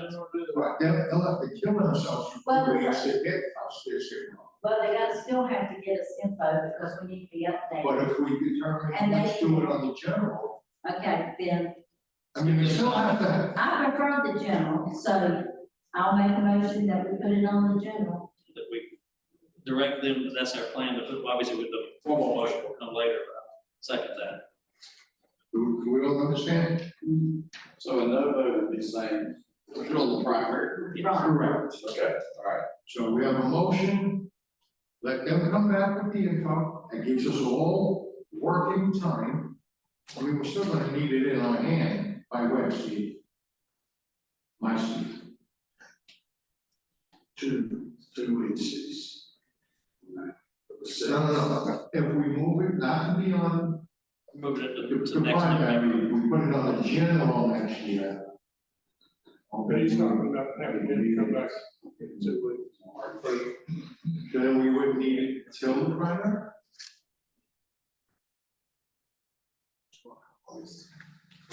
I think the message we're trying to give them is don't rush to cram to do it in 2 Right. weeks. Because we're gonna get it, Have to revisit in 2 weeks. There's no reason to revisit. Yeah, you got it. Because it's the motion's gonna pass, so what I didn't do is make another motion after. I vote no, everybody else votes yes, but I'm not saying they can bring it back. I move to reconsider the prior motion to table. That Oh, means we we have a can. motion and a second, right? Did we get that? Actually, I can, so we can withdraw that. And you wanna withdraw your motion? Yeah. Let them come in a couple of weeks, give us what they got. We're going to, Withdraw. we're gonna move it further out than 2 weeks. If we're gonna tell them that we're not gonna put it on the primary. They don't have to we're go gonna put it on themselves the- get back. Yeah, it would, they have to work more. than Anybody 2 else weeks. has lost us on that? No, I get it, I know where you're coming I from. will move that we reconsider the previously adopted motion to table for 2 weeks and table it to a future date to be determined by their staff and our staff. I will second that. Okay, now I get it. That's clear. And I guess they understand that we're looking at the general, the majority. And that prevents our staff from, again, killing themselves for 2 weeks to come back for you guys to vote no. Yeah. And at one point of clarification, if I could, the comment was made that, Aaron had done everything on his own, and I believe that's incorrect, because I know you and Sherry have worked tirelessly for hours and hours and hours. So while Aaron may have sent you all the email, I believe he would agree that he did not do that work alone. Yes. Thank you, Sheriff. So we got a motion? Right. So here's where we're at. He did compliment you, Sheriff. I'm not talking about him, I'm talking about Aaron. When I called Aaron today, he complimented. He's wonderful to work with. Thank you. Wait, don't go. So we're not done yet. We have a motion, we have a second, All those in favor? Aye. Any opposed? That's where we're at. All right, thanks. So we're not going back to it. We're gonna take a 5-minute bio break before we go on to the election. Neil, how quick will this be? I can make this quick. Okay, we can hold on then. Okay, well, never mind the bio break. Come on up, Neil. I get up and leave.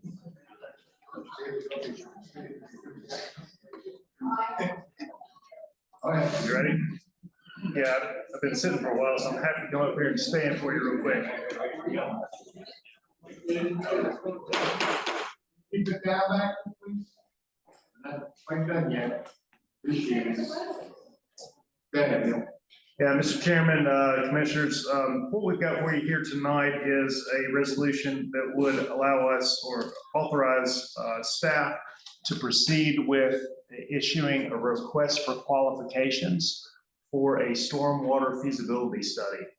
As we talked about back in our July meeting, there was certainly some interest in looking at different ways that we could address flooding and stormwater issues within the community. Staff has done some research on this. We've spoken with several firms that do things like this. We've done some independent research about what other approaches are being used across the country. And we feel at this point in time, a feasibility study is the route to go, would give us some different options for different things that we might be able to do. If we issue that RFQ, we'll get solicitations from different firms. We'll bring those back and we can enter into a contract not to exceed $50,000 with one of those firms. So that's what we're proposing for you tonight. Happy to answer any questions. I have one question, Randy. My question is, obviously Brunswick County is different than somewhere like New Hanover County. It's got a dense population, a much more urbanized environment. Would the feasibility study give us hopefully some insight into how this might be done in areas that are more similar to ours? Would they be able to look at that? Yeah, absolutely. That's what we've been discussing with the folks. Spoke with one group that's doing some work in Jones County, which is obviously a much more rural county. Those are the places that we'd be looking at versus these municipal type folks where they have the streets and those types of things. So yes, I think it is possible for us to look at that. The only thing that I would add, especially if he knows that talks about certain areas, whenever it talks about roads and pavement, to fix the issues that we're running into, I think we have to be open to acknowledge that if we say, yeah, let's move forward with this, we also have to be open and knowledgeable that our UDO is going to have to reflect some changes because of this. And so we're going to have to learn to absorb this information as it comes in. And certainly the only way to apply this for the future is to look at the UDO. So I'm hoping that the gentleman that's working on our UDO would be a part and involved in this discussion. And I guess I'm looking at the administration to say, I'm assuming that's kind of that place because how do you come out with all these recommendations that you're talking about? Nobody, you can't go and change somebody's driveway today, and you can't go change the roof today. So you'd be looking at changes for tomorrow. I'll say my understanding of this was broader than yours. It's not what rules or regulations might need to be changed, might need to be kept. It's, is it feasible for Brunswick County to have a program like this at all? And if so, what would it need to look like? And that's the view. Yeah, that's absolutely correct. So what this would do would tell us what a potential stormwater utility could look like, or give us other options. Maybe it's not a stormwater utility per se. Maybe it's some other things. It may make recommendations for changes to code that we could do without a stormwater utility. So I think what we're looking at, and we'll write the RFQ broad enough so it's not, so it does give us some options to look at other resiliency-based programs and things. And perhaps take a look at the ordinances as well. Yeah, I guess my only comment on that was because of the way the purpose of the request was written with that being stated in it. I don't know how you can't change what's already there. So that tells me that if you're gonna make improvements or changes, you would be doing it down in the future. So that's why I brought that up, because that's the two sentences in there. Outside of that, I'm good.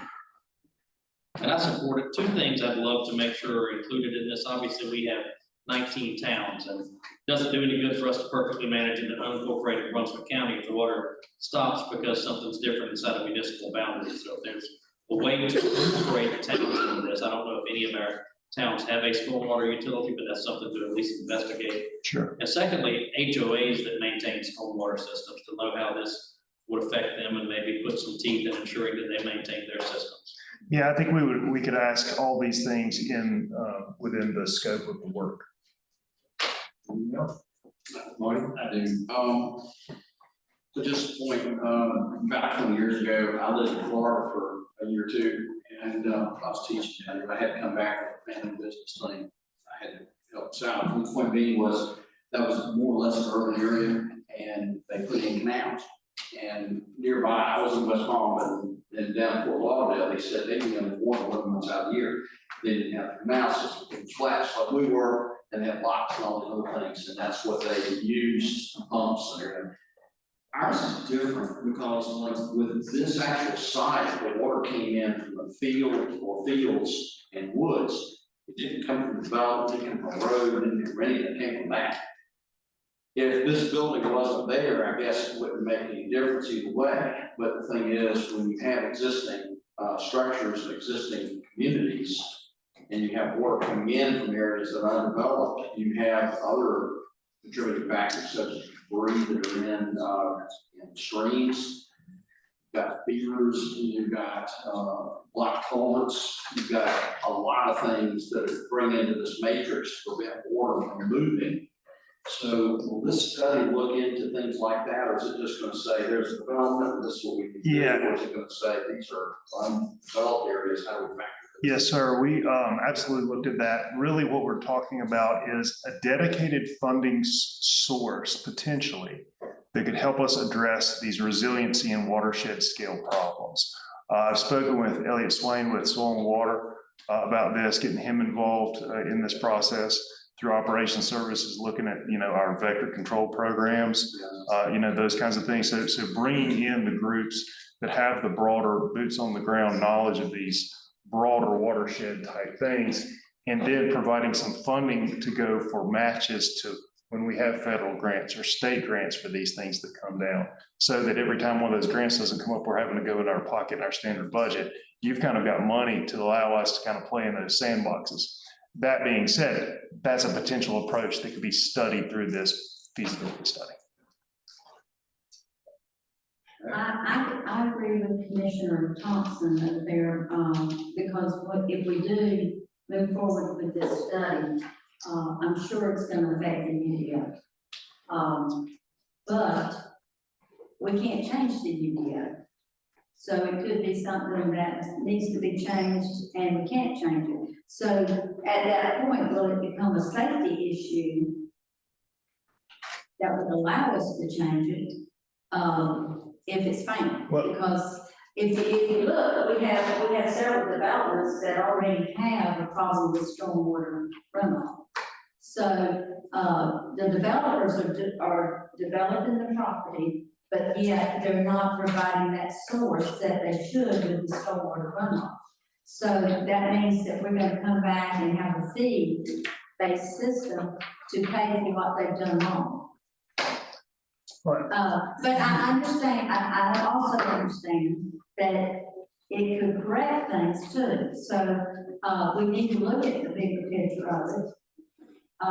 So I'm not opposed to it, looking and just having a study, so the study would tell us what we're doing wrong and what we're doing right.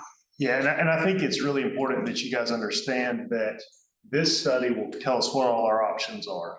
And then when we get those options back, there's another step for y'all to look and come to a consensus of this is the approach we want to take. At that point in time, when we decide what the approach we want to take is, that's when I think the conversations, particularly regarding the changes to ordinances and things, come into play. But as Mr. Batten said, not necessarily at this point in that study. Is this study going to include the municipalities? Or I think this study has to consider the municipalities. I think we have got, whether or not they're quote unquote participating in the study, I don't think that's something that we do at this point, but I think we ask the consultant to look at the municipalities and how that interweave, how they all intertwine with our system. I think you're gonna have to, if you're gonna go out, I'm sorry, if you're gonna go out with your request for proposal, you're gonna have, I mean, if I'm doing this for Brunswick County, I might charge you a whole lot more if I'm doing it for 19 other municipalities that are in Brunswick County. So we need to make sure that, either it's in or it's not. I mean, we've, primarily because of, you know, you going out for soliciting, you know, and I think you would want to get the municipality, yeah, we'd like to be a part of that prior to going out, but I strongly support going out and doing a study. It looks like you want to inquire about the municipalities. I guess would this composition of the study be changed by whether or not we were including the municipalities at this point? I don't know that this study would, because I think what we can do is ask the consultant to consider the municipalities, look at the geographic boundaries and those things, and then give some recommendations on that. Again, kind of that step two, when we hone in on what that model is going to be, that's when I absolutely think you have to include the municipalities. Having dealt with some of the smaller towns in my district, I think a lot of them would love to have the ability to participate in this structure, because I get more calls from the towns about drainage than I do from people in the unincorporated areas. And it's in their towns, but they don't have the wherewithal to maintain it. So that could be a way to include them, and just they participate in it just like a town whose residents get water from the county. Yeah, I think we can write this scope to give them kind of a bird's eye view of this through this scope. I think we can accomplish that. I'll move that we authorize staff to proceed with the RFQ. I'll make no second.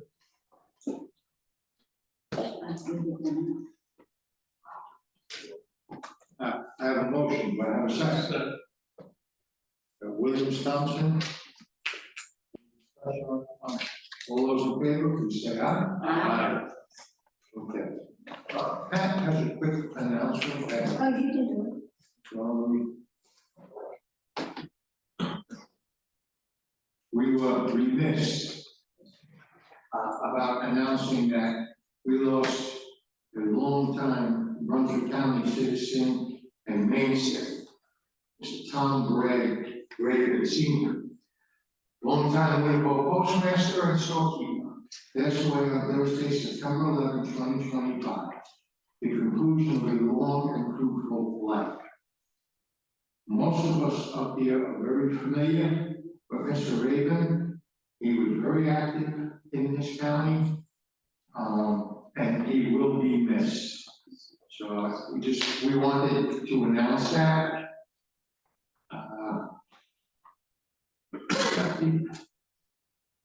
This is quite lengthy because the guy was incredibly accomplished. And we won't go into all of it. But the man was a hard worker, dedicated community servant, and someone who kept his promises. He was a county commissioner. How long ago? I think he went off in 08. Something like Yes. I came on and he was on the board, and I think I started here too. And if I may say that, you know, I'm Republican, he's Democrat, and you know, I thought he was the nicest guy in the world. He was just the nicest guy, the most welcoming guy. I was totally clueless as I took the place that they was having, suddenly died. And so all of a sudden, I'm in office, didn't even anticipate it. I didn't know where the restrooms were. And the thing about it was, Mr. Tom was so gracious, he was so kind, he was so helpful. And he just went out of his way to try to make me feel good and feel comfortable and part of his family. And it was a really, really tight-knit group that was serving here. Phil Norris, who was here earlier today, he was in the group office as well. He was vice chair at the time. And so I just have to say, we've lost a really great man who served this county very well. And we send our thoughts and prayers to his family. And we're grateful for his contribution to this county. If I can say one word on Mr. Tom, I was a department head here in the county when Mr. Tom was on the board. And I would get calls quite frequently. He wasn't the only commissioner, but I would get calls from him quite frequently. The Ashton Waccamaw community was something he was very close to. And so we had to work through a number of issues way back in the day out there. You know, and then whenever I ran for office and got elected, Mr. Tom ran into him at a meeting somewhere or something. And he said, I just want you to know that I got one of your election signs in my garage. He said, I'll put it out, but I put it out down the road, but I'll put it out for my house if I vote for you. He was a young, he was a great individual, and he did some of the things that are good today in Brunswick County. Mr. Tom had something to do with that, and I give him a lot of credit. So, thank you. All right. I'm gonna ask you a question. Is anyone gonna bring up anything in other business or informal discussion? I got one thing. These dancing over there. Let's take a fight. I'm gonna be real quick. I'm gonna be real quick. And I'm not gonna try to get anything. Mr. Norris was here this evening, he spoke about 30, Carolyn Bay's, 31, and y'all have a resolution. My recommendation is a public hearing on the 29th. We wait for the people of Brunswick County to get the information about that. If we get information after that at our next meeting, then we can extend the resolutions. I just don't want you to think that we didn't hear what you were saying, just like we hear what everyone says when it comes to public comment. But I do think that the public needs to address that issue for 31 at the public hearing, then it's something for us. If I may also say, what he said makes sense. It does. It does make sense, and the thing is, the people I've talked with, the things I've looked at, it makes total sense, and what they're doing doesn't make any sense to me at all. But you're right, I do think we must have a strong resolution regarding it, and my hope is that the constituency also will reach out to the General Assembly and make the work for because we don't have to sway that they do. You know, you serve on GSAS, it's as Pat, the thing about it is, it's done at the state level, not at the local level, and so my hope is that individuals reach out to them. One quick comment on that as well. I forwarded his letter that he emailed us to the DOT board member, Mr. Semler, who works for the MPO. I don't think that this board has ever adopted a resolution supporting or opposing a specific route. I don't think we should do that, but I do think we should consider adopting one encouraging DOT to look at his proposal because he sent it to them a couple of years ago and they didn't seem to have any recollection of that. Well, they changed leadership, the email, But yeah, there's still enough people in that group. And it is very complicated about this route information.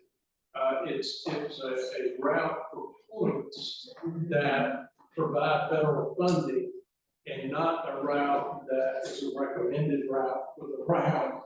So it is very complicated. Clear as mud. Yeah, but they needed something on paper. And as of today, they don't have them. So what happens? Anything else? Motion to adjourn. Seconded. All those in favor? Aye. We are adjourned.